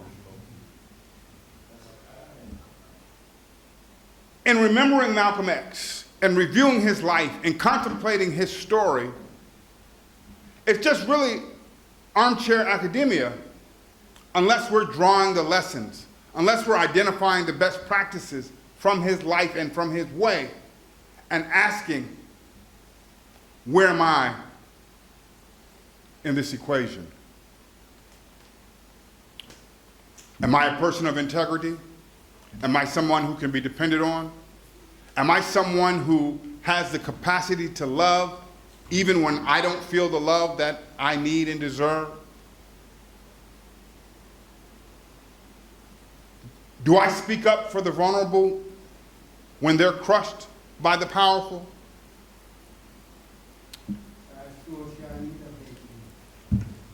Every day, we are given opportunities to be advocates for justice. Every single day. The smallest interactions you have are opportunities presented to us by our Creator, presented to us by our ancestors, to create a world of love, to create a world of justice. And often we hide. Often we run. Often we're afraid of the consequences or what the pushback will be on us. And that's the beauty of Malcolm X, because Malcolm X was courage for all of us. Malcolm X stood up and spoke truth to power and showed us that we could do that and that we could bind together in unity and that we could be strong against those who would desire that we wouldn't speak truth to power. So we have some understanding of who Malcolm X was. But what does that mean for us today? What does that mean for us in the context of artificial intelligence? How many of you all have seen a video on your phone or on your computer and been like, they said that? That's amazing. I can't believe that happened. Only to find out that you have been hoodwinked, that you have been misled, that you have been confused. Malcolm X calls us to have clarity and to use our critical thinking skills to discern between fact and fiction. I want to contribute to the conversation about Malcolm X and his journey through the Nation of Islam. But I have to start by saying, and for all of the parents and potential parents in the room, let this lesson from Malcolm's life be a lesson for you. It's important to plant seeds in your children's life. And they may stray from your teachings. They may stray from the things that you've instructed them. But if you plant the seeds, they can always come back home. And so we've heard from previous speakers this evening about the influence of Louise Langdon Little, the influence of Reverend Earl Little, the influence of people in Malcolm's community, and how they set the stage for his black nationalism, for his Pan-Africanism, and for his global citizenship, his universalism. But we have to give honor and respect where it's due. The Nation of Islam provided the environment where Malcolm could be reborn. The teachings of the Honorable Elijah Muhammad that were extended to Malcolm X while he was incarcerated, that was the life-giving truth that he needed at that time to become who he became. And I raise this because one of the beautiful things about Malcolm X is that no matter how many times he veered off course, no matter how many times he made mistakes, no matter how many times he missed the mark, he was always able to grow and to develop and to be reborn. Malcolm X was an autodidact. He was someone who was self-taught. And that's because he had a thirst for knowledge. But that doesn't have to be limited to Malcolm. That can be a lesson that we all take away from Malcolm. That we can stay on the right path. We can get back on the right path by pursuing knowledge, by acknowledging our mistakes, by seeking to grow. Do you know how many problems in the African world are simply the result of leadership egos? Of leaders being unable to say, I've made a mistake? Of leaders being unable to say, I'm wrong? Of leaders being unable to say, I'm sorry? Of leaders being unwilling to do the work to learn beyond their current knowledge base? What we need from academic institutions in the African world is professors and students who come together to solve the problems that our people are confronted with. Professors and students who come together to come up with sustainable plans for the development of the African world. If our universities, if our academic institutions are only there to produce competent black people who will make white people rich, then we've failed. And this is a question that as faculty members, as students, as members of the community, we can be asking every single day about the academic institutions in our community. What made Malcolm X a nationalist? Malcolm said he was a nationalist because he believed that black people ought to control the politics and the economics in our communities. And every day, we ought to be asking, in Kingston and across Jamaica, are we controlling the politics and the economics of our community? At UWI, are we controlling the politics and the economics of this institution? Across the Caribbean, are we controlling the politics and the economics of our community? These are the critical questions. Malcolm has done his work, and he's left a path for us to follow. But we have to decide that we want to be people of integrity. We have to decide that we believe that we should control the politics and economics of our community.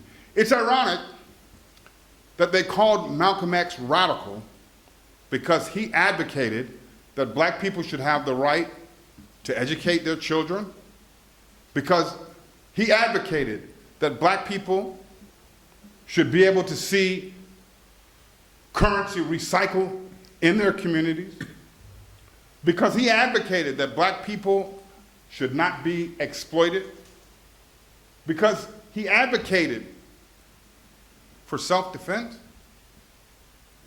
Which nation in the world wouldn't advocate for those things? By definition, a country is a country because it has the ability to defend its borders. A country is a country because it has an economy.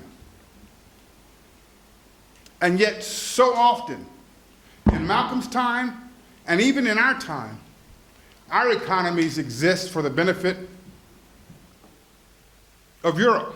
Our economies exist for the benefit of the United States. Our economies exist for the benefit of people who don't live in our communities. And today, the difference between today and 60 years ago is that the leaders of our community look like us. So the question is, will we rise up and be the voices that ask the questions that need to be asked, that demand integrity? This is the time, and this is why we celebrate Malcolm today, because his message is still extremely relevant. Yes, Malcolm was a nationalist, but he was also a Pan-Africanist, And it is evidenced by his trips to Africa. It is evidenced by the modeling of the Organization of Afro-American Unity after the African Union. When Malcolm announced that he was forming the OAAU, I don't know if many people know this, but the Organization of Afro-American Unity was not just for black people who lived in DC and the 50 states. The Organization for Afro-American Unity was designed to be a mass organization for all African people in the United States of America, but also African people in North America and Central America and South America, for African people in the Caribbean, and even for African people on the continent. And so in an age where we have the capacity to be more connected than ever, it begs the question, are we doing the level of organizing that Malcolm X did when he built so much of the Nation of Islam? Are we doing the level of organizing that the Honorable Marcus Garvey did when he had hundreds of thousands of people in the 20s join the UNIA? Today we have more money, we have more education, we have more connectivity. We have telephones, we have mail, but we also have the internet. We have social media, we have email, we have mobile phones. We have so many ways to connect with one another, so many ways to share information. And it's questionable as to whether or not we're doing half of what Marcus Garvey and Malcolm X did. So the question isn't just who was Malcolm X, but the question is, what will we do with the knowledge of who Malcolm X was? And with that, I'll close, but I hope that we, for a little while, can have some question and answer, some dialogue, some conversation in the community where everyone takes ownership of this process. Is that all right?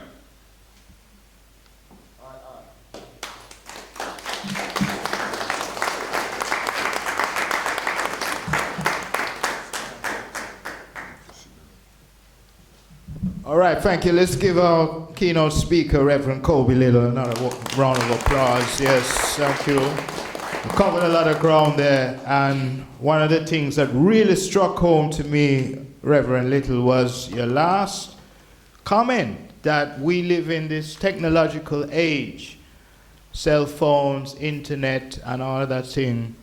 I'm old enough to remember when no internet was around.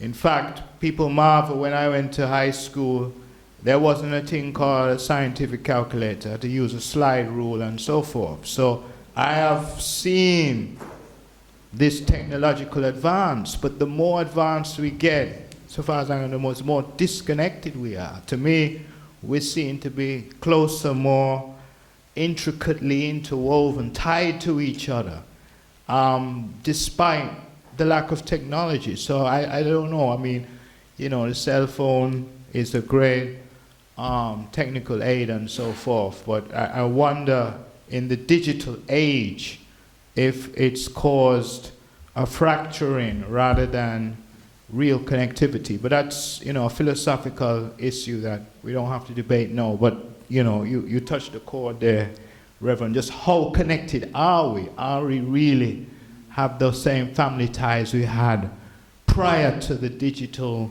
age that we now find ourselves in the 21st century?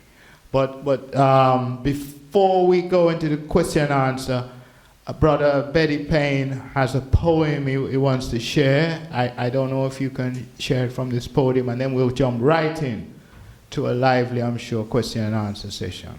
So Brother Payne, Betty Payne, one of the notable poets we have, spoken word poets in Jamaica. Your time. Michael Barnett, give thanks, you know. All the ones them gathered here, give thanks. Majesty. Let's see. Yeah, man, I'm give thanks for this opportunity because I want to tell you some Malcolm X is I favorite. One of I favorite Egun Gun. Natural, you know. of course, no one can't take the space from Marcus Garvey. Is right? Fullness, you know? So we say we greet in the name of His Imperial Majesty Emperor Haile Selassie. Rastafari. More best as him nigga than a car. Balance. Yeah. And we are say, where I rebels them there. Two rebels last Bible already. Take to the hills. Come we till the dirty. Evacuate the state of emergency. Some nasty influences have flood with city. Youths plug into the cable. Regurgitate where they must see. I feel protect my baby. Dogs on the hunt to secure money. No sympathy. Siren only bring insecurity. No warrant, them wrong. Your slave laws don't apply to me. Up your craft then you pass a Greco-Roman school. You fetch your master's money. School loans, car loans, mortgages. You're not independent until we achieve food security. Not your roots from pinnacle. Go relax, no argument. High altitude, far from idle. I feel of endeavors until I sip.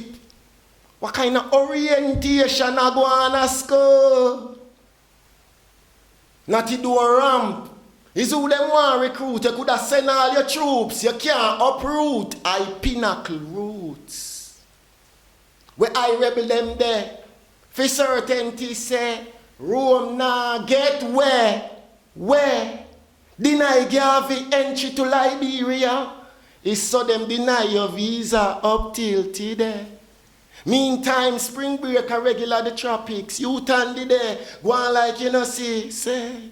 Rome want kill we off. Over the years, Rasta camp them raid. So them want friend we all police stop shave. Still a cut down high kush. You now cultivate civilization. You give up high continent now for which island? Burn a bossy slave.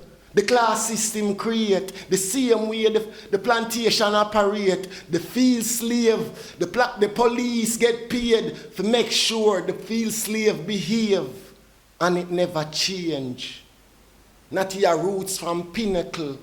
Go relax, no argument. I attitude far from idle. I feel of endeavors until I sip. No backdoor deal. Integrity as the king say forward. It's the Majesty Rastafari.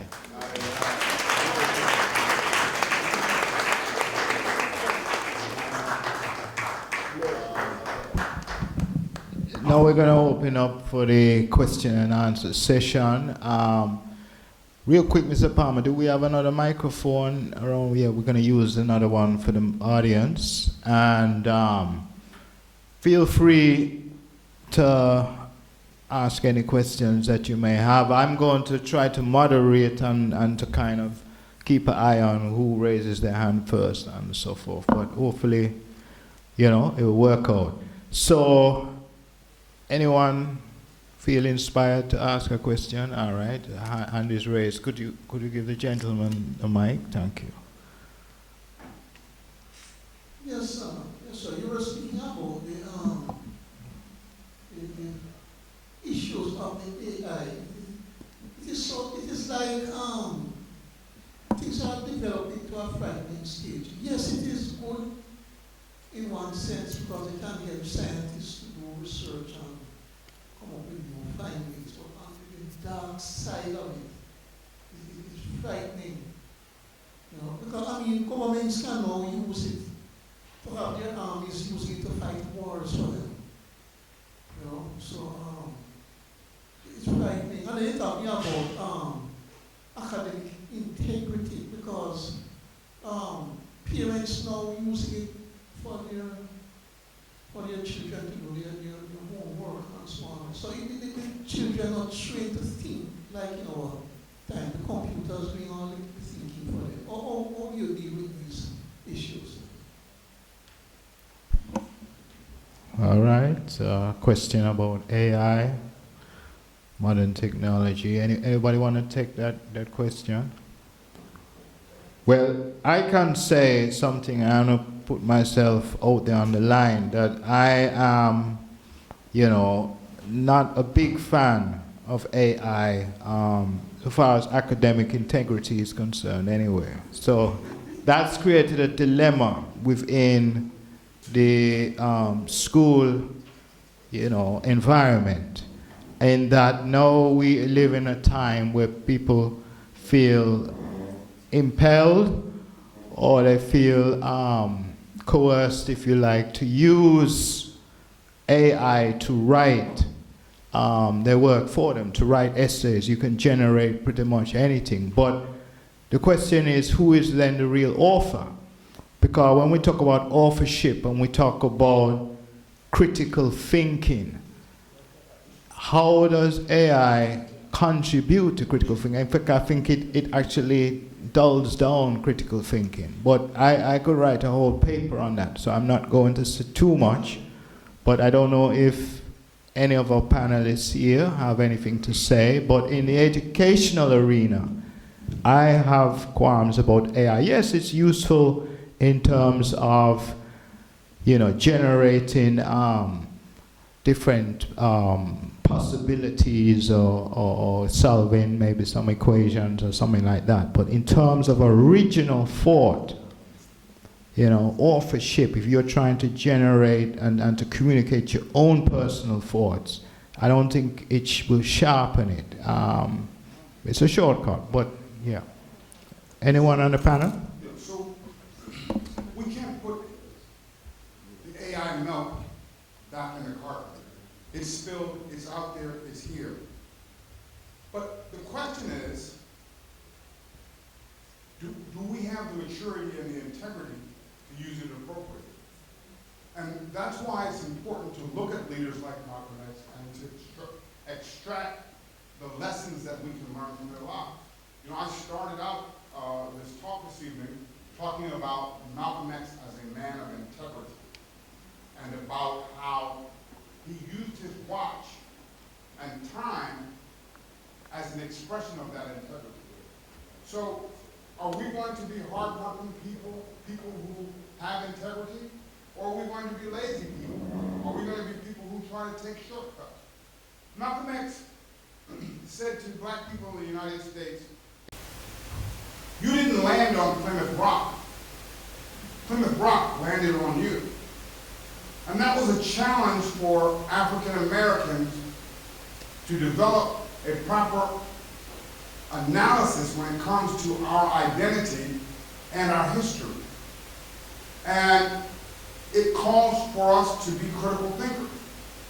In a world where AI is dominant, we have to insist and hold each other accountable to being critical thinkers. We have to approach the world around us with a level of skepticism, but really more than skepticism, we have to be intentional about seeking clarity.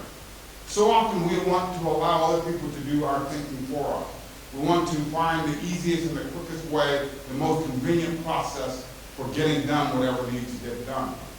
But Malcolm X calls for us to pursue knowledge, to be people of integrity, and to be people who are critical thinkers. You can get a whole lot of information through pursuing knowledge, but if you're not a critical thinker, you can't process that information properly. And that's the challenge that AI throws in the lap of every single person that has a mobile phone. Every time you open up your screen, AI has the potential to show you a video or present you a document that is designed to do social engineering, designed to shape a worldview that may or may not be in our interest. So humans are the creators of computers. We have to be clear that we won't cede our power to computers or to people who seek to manipulate computers so that they can dominate our community.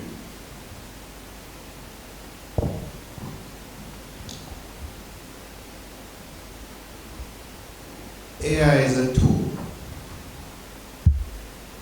From a Garvey perspective, I think Marcus Garvey would encourage us to use the tools at our disposal for the cause of African redemption. What's interesting though is that systems, as they've evolved in this current global standing, are developed to control. And I think now more than ever, especially with the development of artificial intelligence, in some ways it will allow for humanity to really define its own purpose and existence on earth. I say this to people all the time when they quote systems to me. Well, that's what the law says, or that's what the rule says. And I often ask, well, where is the humanity in your judgment? You're simply quoting words on a paper. You know, a police stopped me the other day and told me, you're going to give me a ticket for not putting on my indicator when I change lane. And I said to him, well, officer, before I changed lanes, I looked in the mirror and there was a car coming. It passed me, and I looked again, there was another car coming. It passed me, and then I looked again and there was no car, and I changed lanes. So I said, who would I be putting on the indicator for?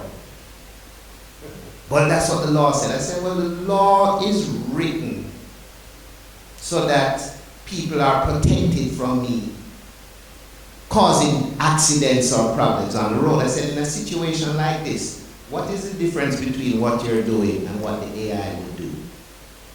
The AI can only read what the law is saying, but you're the human being. You observe that there was no vehicle behind it. Does that really warrant giving me a ticket? And then I asked him another question. I said, if I was driving alone in the middle of the night at 2:30, no car on the road, and I changed lanes and you saw me without using an indicator, would you stop me and give me a ticket? You know what the man said? He said, yes, that's what the law said. I said, well, within a year or two, you're going to be out of a job. Because what you're saying is what the AI can do. What I need you to be is a human being, because that is something that the AI cannot do, right? And I was painstaking and so to make him understand. I mean, it's a $2,500 ticket, I still have to pay it. I didn't get out of the ticket. But what I was trying to communicate to him was important. I think in this day and age, as the brother said, the AI is doing the homework for the kids, because I observe how my children are doing homework in a much different way than I remember doing homework myself. But I think as educators, it allows us to evaluate. You remember one time, I don't want to give away my age, but remember there was one time where you couldn't carry the calculator to school, you couldn't have it in the class. It's a calculator, you know, right? Those days are far. Now the educational system is structured that they need the calculator. You know, my son just started high school, and one of the requirements is you must have a laptop or a tablet. You must, right? I think it also allows educators now to also begin to look back at some of the things that AI cannot teach our children that need to be taught. A baby spoke about food security. For more years, you know, because of the colonial system, we're focused on training our students, but as Reverend Little was saying, to produce for others and to fit an economic worldview. We have a generation now that believes that food comes from the supermarket. And in the schools, we are not focusing on teaching children even how to grow food anymore. So now that we have the AI that can read the literature book for us, we have the AI that can do the math comprehension, maybe it's time for the educators now to take the time to go back to the simple things, like teaching children how to take a seed, put it in the ground. That needs to be incorporated into the curriculum along with other essential things. Before the apocalypse happens, right?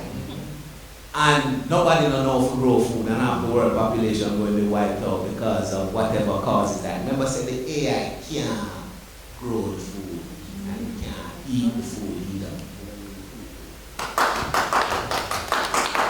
Thank you for that. There must be some question. Yes. So I'm going to take butter, and then I'll take dreadlocks, yeah. Greetings, one and all. All the island. Yeah. Give thanks for life, you know? Without life, we wouldn't be present. Because the panel says, yes, I. Well, give thanks to the gallery. Because as Rasta people, sometimes Babylon don't know intention. But because they have good intention, we will just display the best we can. Not true? Rastafari. I can finish with that question. But before the question, the IAT, there will be care of it all. There's no final balance. Because balance is key. School is one, but I think a bigger part than the school is the institution of parenting. First learning comes from the home. So it depends now on the environment that the home creates. I think that's very important. Parents need to get active. What enough parents do, they buy these gadgets and give their children. Some of them don't know how to operate it. And because of that, the children then sometimes get very smart, smarter than the parents. You see what I'm talking about? So women that we have to ask them, or we need to know something about it, that we can supervise them to ensure that they don't go overboard. I think that's a key element in this whole situation, because we are now in the computer, the our absent. But we find a way, not just to absent, but to help us to move forward. As the rest of them say, forward never, backward never, adaptable never. Not true. I'm putting a question to the panel and my brothers and sisters. Because recently I was in a discussion with some of my brothers. Some of them aren't really Rasta themselves. However, them guys, they really have a high knowledge of certain things, you know? Some school meeting. Now, at one time, there was an AOU conference where all the heads of Africa meet to make a decision about the United States of Africa, including His Majesty, Gaddafi, and the people. Not true. No, I cannot have it different. But something was posed in the meeting to I. And I know that when it comes to the internet, like YouTube and certain things, there's enough misinformation and disinformation. So you have to know where to go in other places, because there's still good information. But enough people to me don't really enlighten into research. And I think research is very important. And research is not only on YouTube and everything, because most people not just fear to read. And books are still available. Libraries are there. Historical contents are there. That's why I have to create a balance. Yes, you can Google this and Google that, fine. But Google itself, you can say, if you have information with them, how you can be them. Not true. So the key for me is to be a person who loves to research, whatever the topic may be. That's what Marcus and them and they was. Not true, that's what Malcolm X was. That's what Martin Luther King was. Them man the research, put them at deal with, in order to push the thing forward and give explanation to whosoever their crowds are. No, the president them said to I,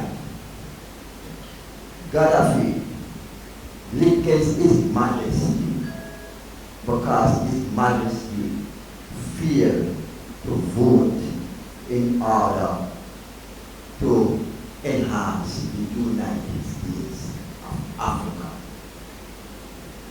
No, I don't have it that way, but that's what was said. And I know them getting from somewhere that means it is broken. Now, if anyone of the Benjamin's history have any form of information on that conference, I would like something to be said, because I think the truth must be known. And I know when black leaders rise, the West always find a way to put down the people that so-called with false information. So anyone in the Benjamin system them have information of such, in which I don't have that information, I have different information I personally have. I like somebody to see something on the matter. Give thanks. All right, so I'm going to let Breadlocks ask his question, and then we roll everything together. But let me just say this, though, is we're going to go, I want to get as many people in as possible. So I want everyone to be disciplined with their questions. So please, going forward, make it more of a question and a commentary, if possible, you know. A commentary is good, but I'd like to get some exchange with the panelists. But in a nutshell, you want to know if Gaddafi lick against Haile Selassie. That's your question, right, Butter? Because it's a whole heap of things. If His Majesty quote against Gaddafi? Yeah, no, against Well, I can answer that in a nutshell. His Majesty was very responsible for the formation of the OAU. If it wasn't for Haile Selassie I, it wasn't a coincidence the OAU, Organization of African Unity, is formed in Ethiopia, and the headquarters Addis Ababa, because Haile Selassie was the father of Africa in 1963, unequivocally.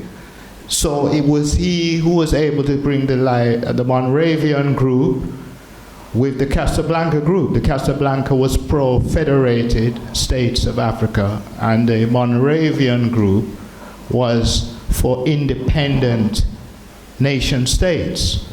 So he was able to form a middle ground and have all of the different nations, the free, liberated nations at that time, because not all of the nations of Africa were free in 63, to come together and have the OAU. So he never licked against it. He was responsible for it. All right, to answer that. So, Breadlocks, you have a question? Yeah, go for it. Not a question, but just to add to the discussion, you know. I am Breadlocks from IAN Radio, also representing the Association of Rastafari Creatives. We spoke about AI, and you know, it came to me just here. This seems to become, or it's becoming a black people problem, because I don't see the Chinese worrying about AI. I don't see the Indians worrying about AI. What I see they do, though, is have a complete different approach towards it. And when I reflect now and looking at my, you know, just experience and knowledge, race first. We need to know about AI. We need to study AI. And in studying this AI, those who are able to sponsor individuals who can create content that speak to our history. So what about Malcolm X animation film that can be easily created through the same AI? What about using some of those Anansi stories and creating? One of the things that, you know, our ancestors speak of is what of our own. Marcus Garvey asked, where are our, you know, radio stations, where are our bodies? And this is why IR radio is here, because we are now looking at AI, establishing our own station that reflects us, that speak to our needs. You know what I mean? So I would see this as a charge for all of us in this room here, although we are mixed age, but for all of us to do some kind of research on some kind of AI that can be used to enhance your life firstly, then your family, then your community, and then teach them and bring together this Malcolm X principles, the Garvey principles, the Haile Selassie, and find out what is that unifying thing that will then lead us to plant the seed. Because as tying everything and bringing a total balance to what is going on, you know, I believe we spoke of food sovereignty. What is food sovereignty? But in order for people to know what that is, let us use the AI to bring them up to that level of understanding or overstanding, because that is where we're just fearing it. But if we can pump, if all of us in here establish a YouTube, TikTok page, and we spend our money, right, to bombard everyone with that content, when our youth go onto the internet, they will always see, like, I never knew TV or Rastafari TV, or that is how we want to use the AI. So, you know, we don't want to make this into a black people problem. And this is what I see going on here. We seem to fear AI the most. When in China, they're using TikTok to make great inventions. In India, they're using AI to come to build businesses and to, you know what I mean? So, you know, not to, yeah? So all right, so I'm trying to see the order. The hands have shut up now. So I hope, you know, I'm going to say this quick, very short. Surflex has here. Surflex has already done some artist who used to act in the famous Royal Palm Estate. Surflex has the artist who also used to manage by Honorable Oliver Walter Grange once. Alright, Brown Rasta in the laptop over here just said something a while ago, which the panel inside. But of the experience of what the explained team, they speak about parents to teach children at home. And every day, parents get that question. So we have to answer this for the rest of the panel. I'm an artist who do school tour with every radio station in Jamaica. Richie, name it, all of them. When the parents teach the children in the house of the move, of walk, of talk, of eat, everything, when they go to school, they move different. I do school tour and experience and see how they move. When they in the house, they say, brother, what? When that's a girl. When they in the school, they say, hey, that girl, hey! It's a different type of talking because they're with their friend. So no matter what you teach them at home, when they reach at school, a total different person. So it's not the parents trying to be. And I see parents getting peer bus this every day, but because of the people not going to school and see, and on the road when they take the bus, you can still do that seed for yourself. Alright? So, bro, fire, just answer you, because Jay said that to the panel, and I don't know if the panel would have known what we just said a while ago. You have the experience that we have, that's why I chose to explain all that. Okay, I have to explain what I deal with this. Alright? Listen.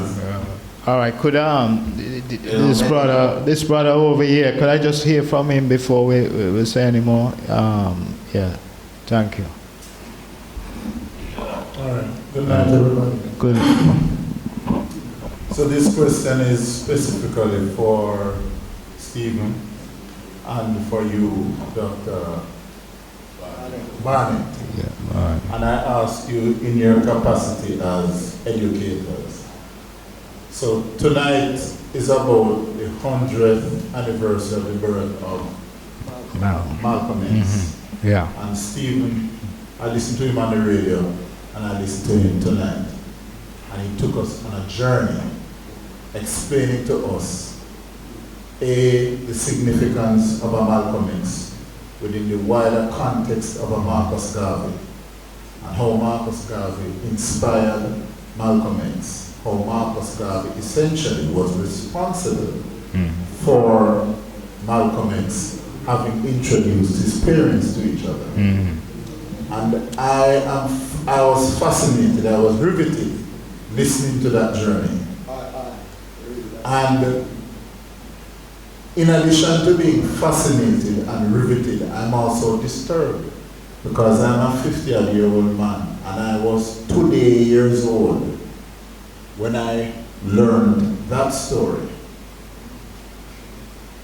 And I'm saying now, we talk about our national hero, Marcus Garvey.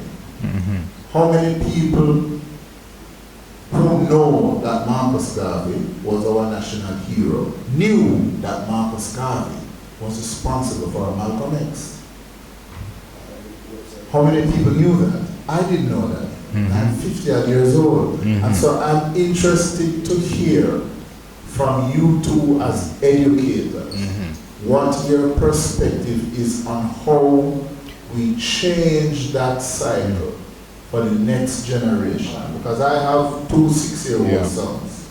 And I would like my sons to be 50 odd before they learn this. And I know that I will have part of that responsibility, but I'm interested to hear what your perspectives are on how the system in which you guys are a part of, because you are at the university and Professor Golden is at another level. But I'm interested to hear your perspective on how we can change the system so that this knowledge is passed to our children, because we talk about crime and violence, and crime and violence is largely a perspective of the kind of respect that we have for ourselves and for each other.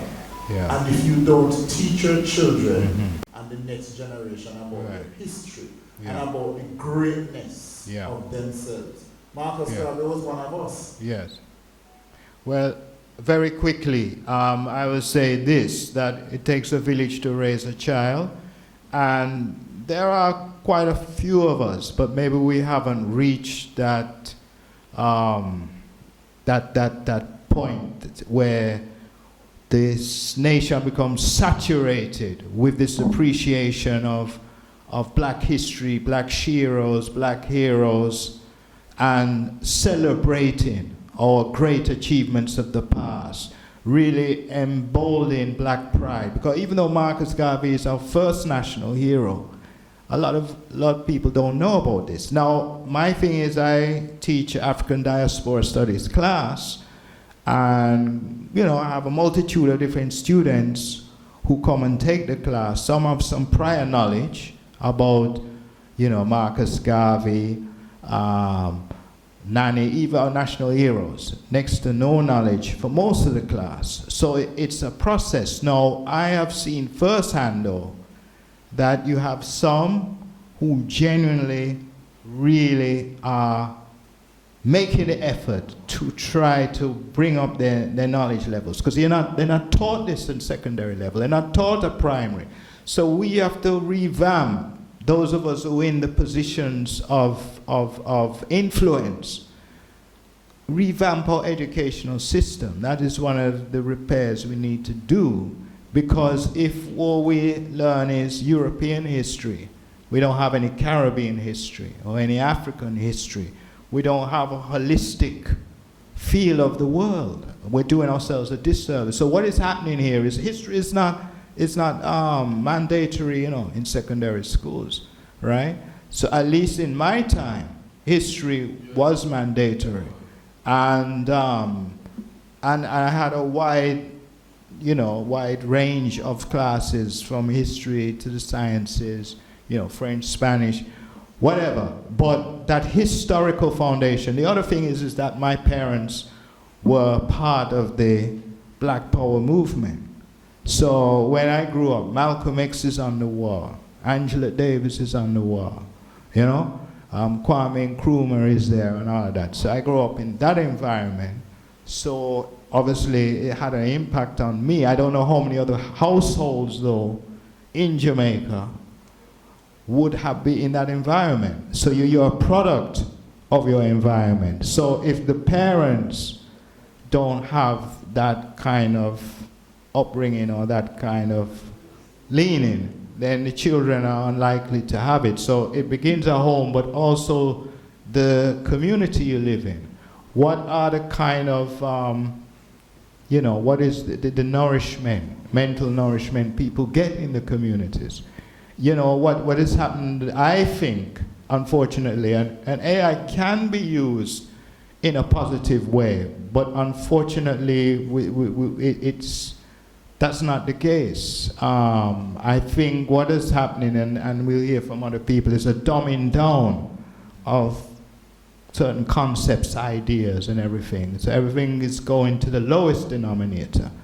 and we're not being encouraged to think on the highest possible platitude, you know, because human beings, when you think about it, our limitless possibilities that the mind could rise to, but you have to have that stimulation to do so. So if you're where it's just sex and violence, that's all you are, you know, exposed to. How are you going to think on a higher level or resonate on a higher frequency? So I let Pat Stephen respond, and then let's see 2, 3 hands, 4 hands, and then we'll take those 4. Yeah, of course. Let me be as quick as I can. Because Dreadlocks hit the point. This generation is this is the age of information, and this is a digital generation. One of the things I do in teaching teachers is how to respond to the age that they're in. 2 years ago, we started a screenwriters workshop. We did it 2 years at the Michael University College. This year, we're moving into Edna Manley. It's actually week after next, June 3rd and 4th. The idea behind it was, one, I was encouraging teachers to look into content creation. One of the reasons is we don't pay teachers what we should be paying them, and the profession is losing its appeal, and we're not getting the quality teachers we need going through the system anymore because of the earning power. And I suggested this as a way for those who love the profession like myself, but still want to pay a mortgage, drive a nice car, take your family on vacation and be able to afford it. This was a way to supplement your income, right? A lot of the things that I teach about, for example, I used to ask teacher students, who is the first black teacher in Jamaica? I'm gonna ask you all this. Anybody know the first black teacher was in Jamaica? This is a man named Francis Williams, right? Out of Spanish Town. He went to the University of Cambridge in the 1720s. A black man at Cambridge. In fact, I'm working with a team in the UK to put up a plaque for him at Cambridge, because Cambridge is now accepting the fact that he was there when they didn't before. Part of the problem is, you're asking why we don't know these connections like about Garvey, is because of the colonial curriculum that we come from, and the fact that it has always sought to suppress and downplay the achievements and the contributions of black people, right? For example, Christopher Columbus himself wrote in his diaries that the Taino people told him about the Malians who used to come across the ocean and trade with them. They told him that, that you're not the first person to come by sea, black people, but yet that has been left out of our history books when we teach our children. But a lot of these things that I discovered, and I used to create awe in a room when I brought them up. People are like, what? I never heard that before. I myself today am finding those things on the internet. Don't it? In these little, what you call them breadlocks? These little 1 minute, 2 minute things with the AI talking about. Look up Francis Williams on YouTube now and you'll find it. About 10 years ago, you'd have to read in an encyclopedia and dig down Cambridge to find out. I used to come into a room like, I know I have knowledge that people don't have. But people are using the technology to get it out there. And I'm not mad at them. What I'm saying to teachers is you need to up your game. So even this thing I'm talking about, relationship between Marcus and Malcolm. Last year we screened the first film on Marcus Garvey, right? Mosiah, the film. We're working on a sequel. And the things I spoke about tonight, the relationship between Malcolm and Marcus is going to be the backdrop of that sequel. We're going to be looking at the UNIA and Ku Klux Klan rivalry, but we're going to be using Malcolm and Malcolm's family as an example in the story. Now, these kids are not going to the library like we did, where you get one book and you tell yourself, go look for them 3 books here. And you go look for them 3 books and you get piece of knowledge, you get piece of... These young generation, they can press a button and get it in 1 minute. They're not in it. So as teachers, we can't complain about that. What we have to do is go and create these 1 minutes for them to get the real story, as the brother is saying. So I fully support what he's saying, but teachers have to be up on the technology, and we have to be willing to embrace it, right? You can't be looking at, you know, Marcus Garvey, the first lesson in the School of African Philosophy was called Universal Intelligence and Knowledge and How to Get It. And he was telling people in his generation, read, read, read, read, read. You can have as much knowledge as the doctor or the lawyer by reading the books that they read. Keep reading, don't waste your time reading fiction. That was his lesson. In this time, what we have to do as teachers is put this content out there so that the young people can get it, right? So that these people are not forgotten. One of my nursery rhymes is about Cuba Cornwallis. You know many Jamaicans have never even heard that name, and this was a powerful woman in the 1780s. There was one little sign for her at Port Royal. When the pair came, the sign came down. I said to the Minister of Culture myself, listen, if something is not put up back for her, a whole generation is going to forget this woman. Because of course the British didn't put her in our history books to tell us about her. They know about her, you know. You can go to the British Museum and find the letters that the King of England wrote to this black woman in Port Royal, right? But you're not finding them in our history book because at the time that our curriculum was given to us, they didn't want anything that affected our minds in terms of not seeing ourselves as subservient to white supremacy. They pulled it out. This is why they suppressed the teachings of Marcus Garvey, right? So teachers have to learn and they have to use the tools at their disposal, and don't be afraid of the technology because these kids will leave you behind. That's all they do is they need it instantly. You know what I mean? One of the things that Malcolm would say if he were here today is if you want to change the policy, you need to join an organization so that organization can work to change the policy. So I want to encourage everyone to take that as a lesson from Malcolm X as well, that it's important to have opinions about things and take positions on issues, but the real work gets done in organizations. So join an organization, whether it's UNIA or a teachers union or some other organization, even your worship community. These are organizations, and when we're united, we have more strength, and your organization can push the policymakers to change the policy. Malcolm X stood for black control of black communities. What we're hearing, what we're talking about this evening is that even though Jamaica is a sovereign state, Jamaicans don't control the content of the curriculum. And if you want to honor Malcolm's life, one of the ways that you can do that is join an organization and change that. Thank you for that. And let's keep Malcolm in the mix, this being the centenary, because one of the things, based on what Reverend Little just said, is united we stand, divided we fall. So what's happening is we become more individualized. That is the trajectory we're on, you know. We're in our little silos and this and that. So what organizations we belong to that have power, because there is power in numbers, you know, but the organizations are dwindling, if anything. I want people to reflect on the one thing. Marcus Garvey had a membership. This is an undercount, very conservative, 6 million members is UNIA. This is before AI, before technology, before internet, and all of that. How on earth could he have achieved that? How many of us could say we have, or we belong to an organization 6 million strong? So in other words, are we going forwards, are we going backwards? You know, time for reflection. Maybe we're a little bit too comfortable in our existence, because if he could do this, my mind is still blown, you know. 100 years ago, no internet, no electronic gadgetry, and you have organization 6 million strong as a conservative undercount. So we have 4 people. So we have to start thinking on that higher plane, on a level.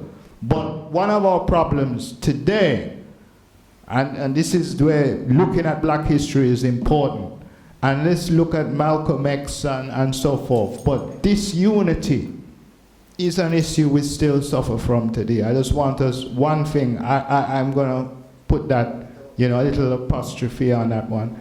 But we have 4 hands raised, so let's try and take that, because we really, you know, need we have a curfew here at UWI. Let me just tell you that. You probably don't know that. Really, 9 o'clock is the curfew, and we're coming up to that.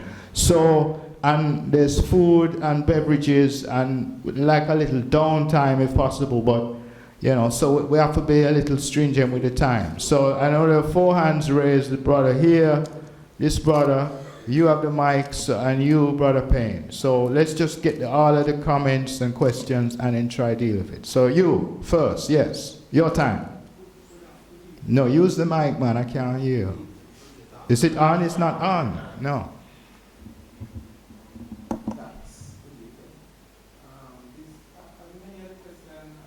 Well, it's still not using it. Either it's not on or you're not using it, man. Switch it on. Oh. There you go. It's working.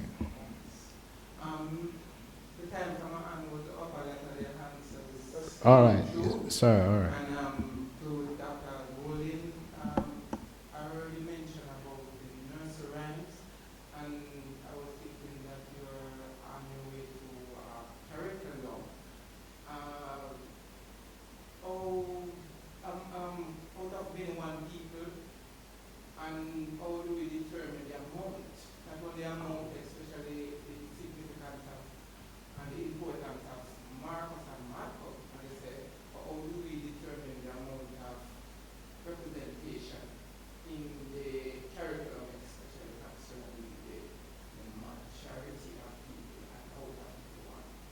You know, what's the rule of democracy? Majority rule, right?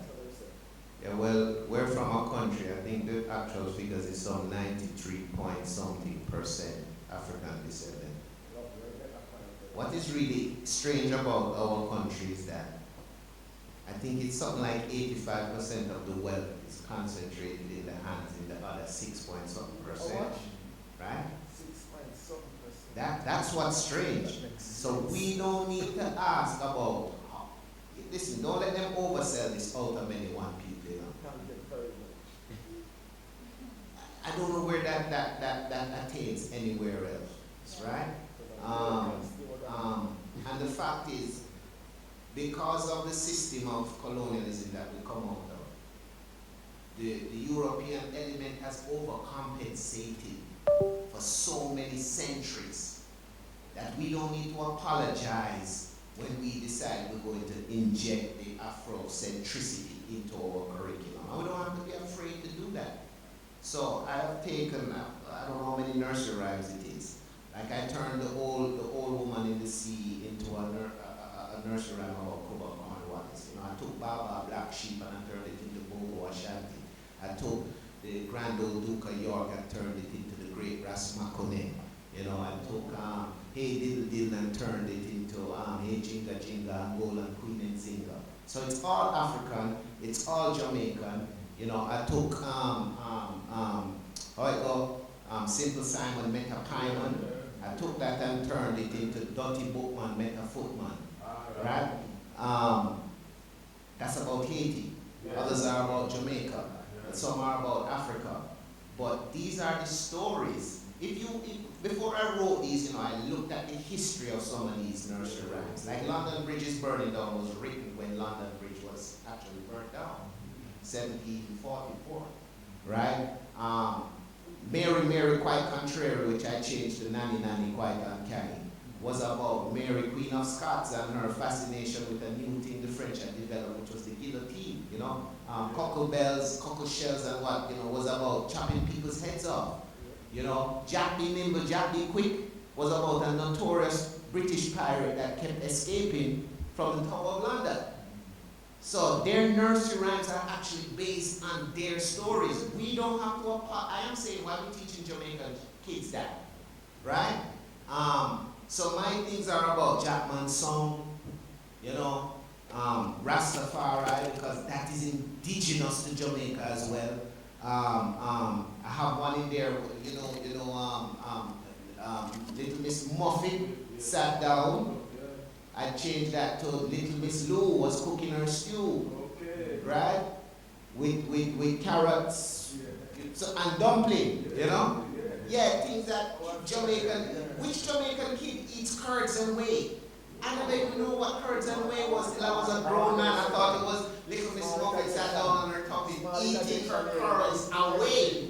I used to say that my whole life is not going to grow big and realize that curds and whey was an actual British breakfast. That then we don't eat curds and whey. So why we teach our children those nursery rhymes? And why we should make excuses or apologies for making our nursery rhymes be about our experience as Jamaicans. Right? And people always ask this question, well, what about, why it have to be Africa? All the time, black people are the first people they're trying to apologize and ask why. You know, when the white people were subjecting us, they never asked themselves why. They must teach us only their thing, because it was their thing, they owned it. And they owned it so much that they pushed it onto the rest of the world. We're Africans, as Peter Tosh said. We must not be afraid to own ourselves, accept our identity, and push our identity out. Jamaicans are very good at doing that, naturally. We go into a country and rather than assimilate to that culture, we make the whole country assimilate to us. But to bring them here to talk on the street, from a handful of Jamaicans that go there, they talk about them and them. Right? Yeah. Go to Shashamani and see the little Ethiopian children running around saying, what going in, Rasta man? Yeah. Because a few Rastas over there from Jamaica, and we so we have to take it to the next level. Right? As the God was saying, Africa for them. At home and abroad. All right, let's get in the other comments real quick. You have a mic? Yeah. So you and then brother on the left. Yes. Yeah, carry on. Go to you. So good night, everybody. Yeah. All right, so I have a quick question to ask, and it is about entertainment in the back community. So entertainment is not really a bad thing per se, as in you have a movie, crazy things that per se. It's not a bad thing at all. Yes. We need entertainment. Yes. But one of the things I really want to focus on is something I watched on YouTube about recently, and it brought out something that I didn't really think about before consciously. And it said that throughout the world, it's like black people were good at creating things and creating music and so on. But it's almost like we are also somewhat attracted to certain forms of entertainment, a niche within our culture. And I began to realize that in some cases this can even disconnect us from the unity that people like Malcolm X was talking about. We're very distracted almost to a sense, in the sense that we don't wish to attend these type of events and so on. And the fact that we are going to more deviant type of characteristics and culture. I remember even up yesterday, somebody was saying that there's now becoming a deviance between that they can't really tell the difference between R&B and hip-hop anymore. Nobody's talking about love and unity anymore. Everybody's talking about dancehall culture and woman wine and what they're wearing and so on. So it's like these things are almost distracted from us and taking away the unity we could be having right now. So why it's not a bad thing, I want to know. The question is, what will you either change or try to deviate from black culture right now to help entertainment either fit us to become more yes. All right, I get what you're saying. So I'm gonna thanks for that. I'm gonna get the other comment here and then one other one here and then we just take everything together. Thank you. Yes, my brother. Good night, everyone. Good night. My question is directed to the panelists. In the pursuit of uniting black people, and as I think Reverend Little mentioned before, Malcolm X really focused on, getting the resources in the black community, recycling resources. How do you navigate a society that is very unforgiving as to why there's a lack of these resources, and how do we go about getting those resources in? Is it as simple as just us becoming owners and then hiring only black people? I just want to know how you navigate that, because, for example, most people, as I said before, are unforgiving as well as ignorant as to why these situations persist. Because, for example, most people don't know that the reason why Haiti is in the state that it is because they have to be paying reparations for so long to France, even after getting independence, or why many people in America, the communities, or South Africa, are in the states that they are right now because how they were built was geared towards that. So how do you navigate that? How do we navigate the disinformation and replace it with real information? That's what you want to, that's your question in a nutshell. As well as before, how do you then retake that? Retake. Expectation that our community deserves those resources. As we speak, Europe, America, and China continue to divide up the African world, the continent of Africa, just like in the late 1880s with the Berlin Conference, and making plans for how they're going to extract resources from all we live. Malcolm X said that land is the basis of independence. It is also the land that you can produce economic activity that will create the wealth that we need to sustain ourselves and to move ourselves forward.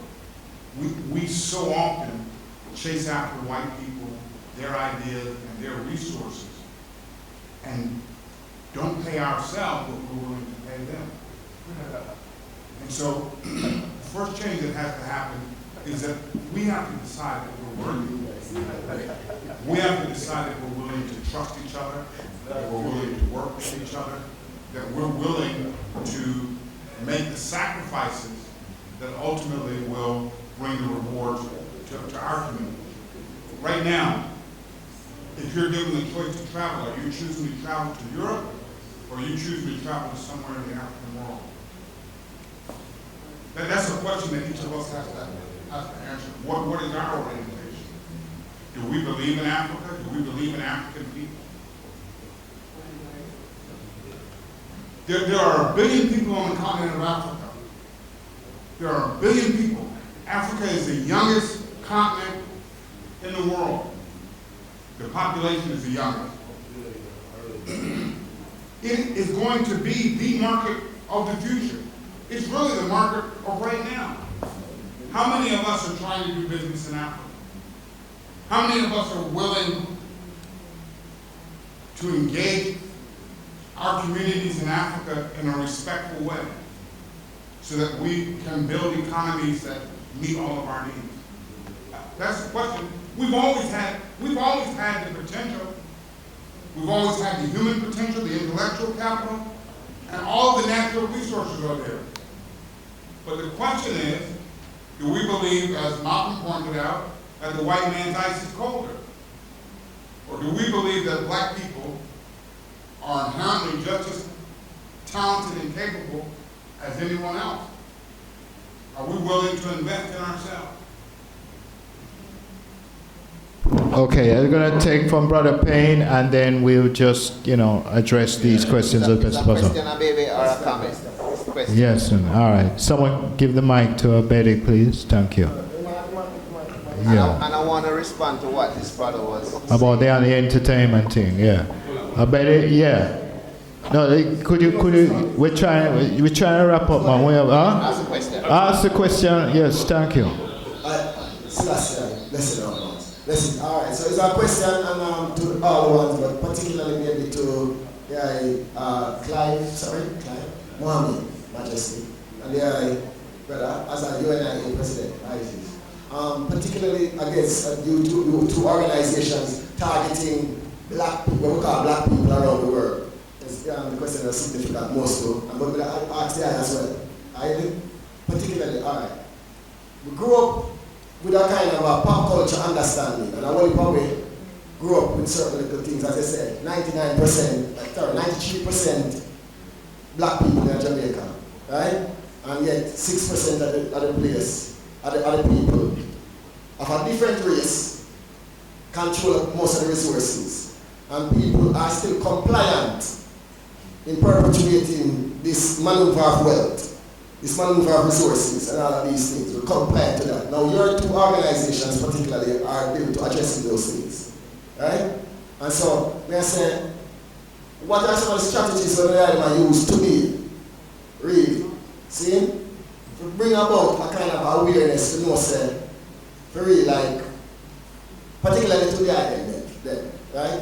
You have a person like Malcolm X come up and somewhat discarded by your organization, and then he still remain Muslim no matter what, right? He's a Muslim to the end, right? But when he become political, when you show him out certain way. Same thing happened with Khalid Mohammed, right? When he becomes certain political, when you show him out, because he address certain things politically about black people, right? So what are some of the things that you strategically know? See? To address the political issues that were still relevant to we know. we might talk about. See? And align yourself as a nation, then a black people. See? We say, bring that awareness, with them two kings that they bring forward, out of the island teaching, same way, to address the population were compliant in their own, we are calling now disenfranchisement.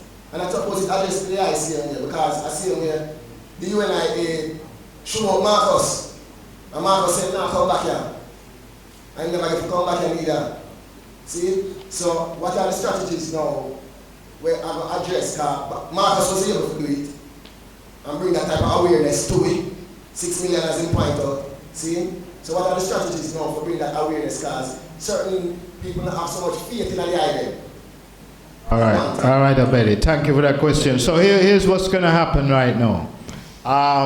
We're going to have Minister Clive address part of your question, and Stephen can address the other part, the UNIA part, and then I think Stephen wants to play a short clip on Malcolm X to address the entertainment question that we came in, you know? Huh? Question or comment? Well, we really don't on time, so it would be better to have the question. Where the mic? Yes, seriously. Yeah, we have I said it about 10-15 minutes ago. So this is where we have to get kind of disciplined because we're in a space here where there's limitation. So we can't just reason until it is. All right, Blood of clarity.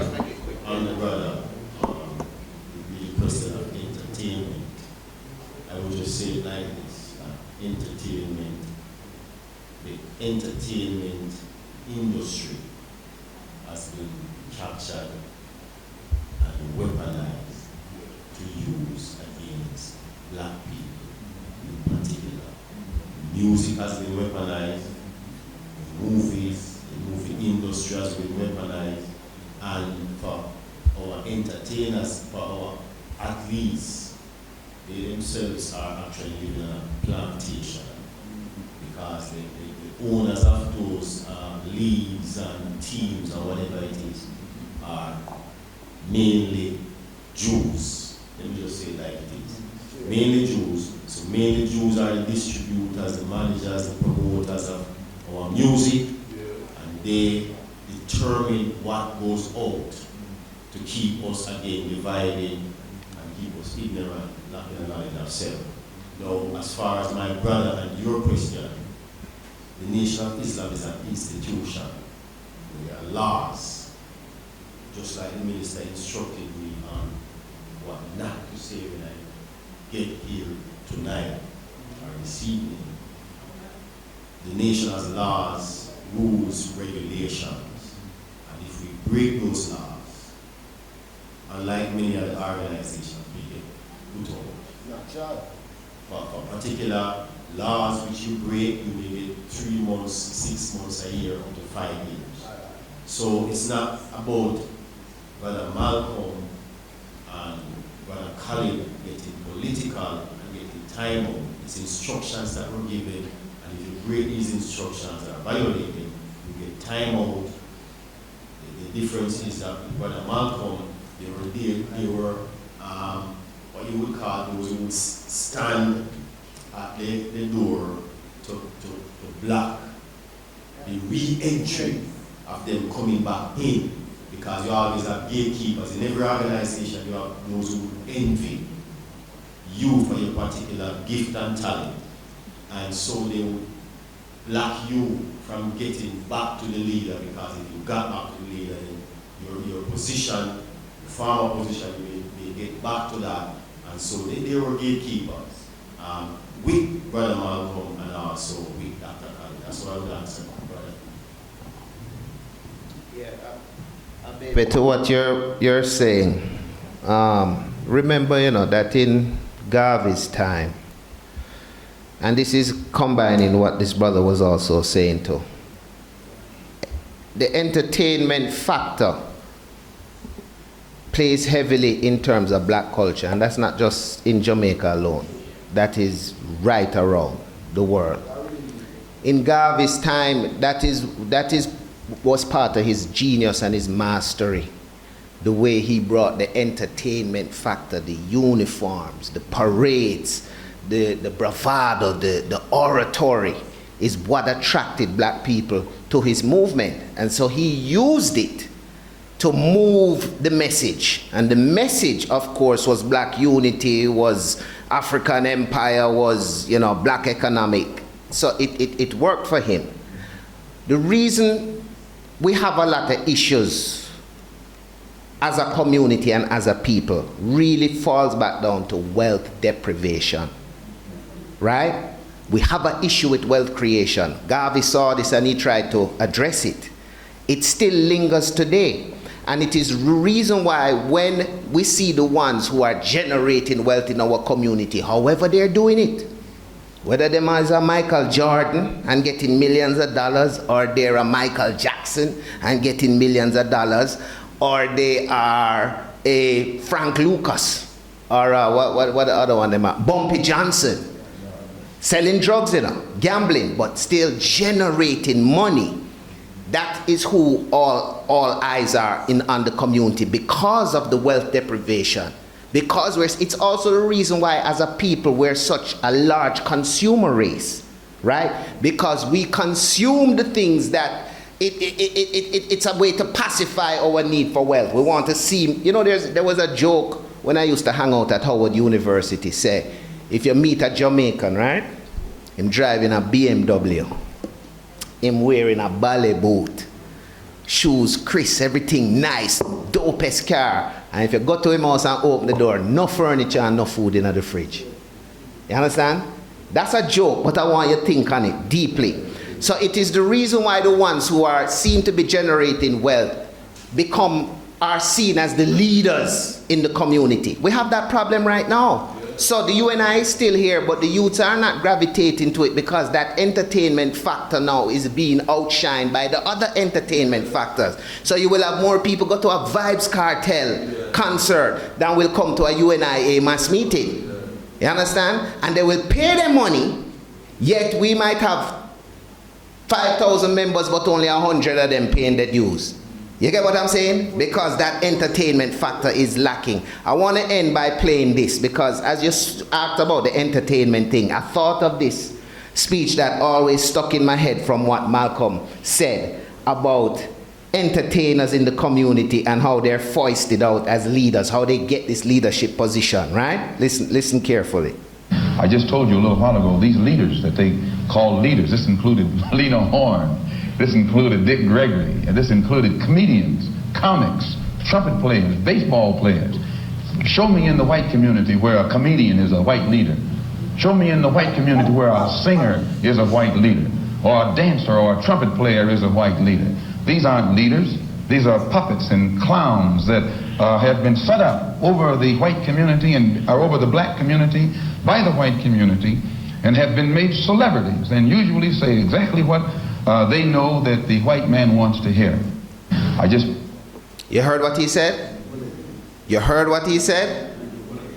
The reason is because they're the ones who appear to be wealthy and have the wealth. We suffer from wealth deprivation. It doesn't work in the white community because the ones who have the real wealth in the white community are not their actors and singers. You understand? The Bill Gates and the so-and-so, these are not entertainers, but they control the wealth. Yes, what the Kate Perry or what the other one name, I forget. Those big singers may have money, but their community see them as singers and entertainers, not as leaders, because their community doesn't suffer from wealth deprivation and the way that affects your mentality. A lot of times we have leaders preaching consciousness, but they're not wealthy. And so the youths, they're not looking to follow them because even though they might be speaking truth to power, they don't seem to can provide the answer. The youth, they want money. They want lifestyle, they want certain things. And that is because of 300-400 years of wealth deprivation. And so Marcus Garvey tried to answer that by creating a system of wealth creation, but that was the same reason that the system rised up to crush him, because he was hitting the right answer. So we got a lot of work to do, people, but we can't talk anymore.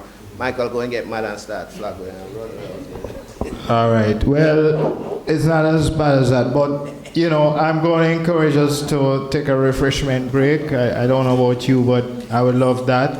So about 10 minutes, and then we're out of here by 9:30. Don't let Mr. Benji Pam. leave here with no food.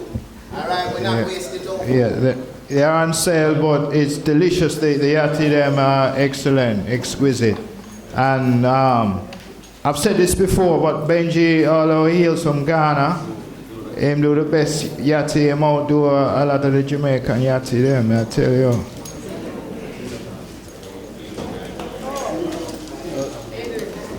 Yeah, big time. Thanks everybody. Yeah. Yeah, thank you, Prof. Yeah. Yeah, yeah.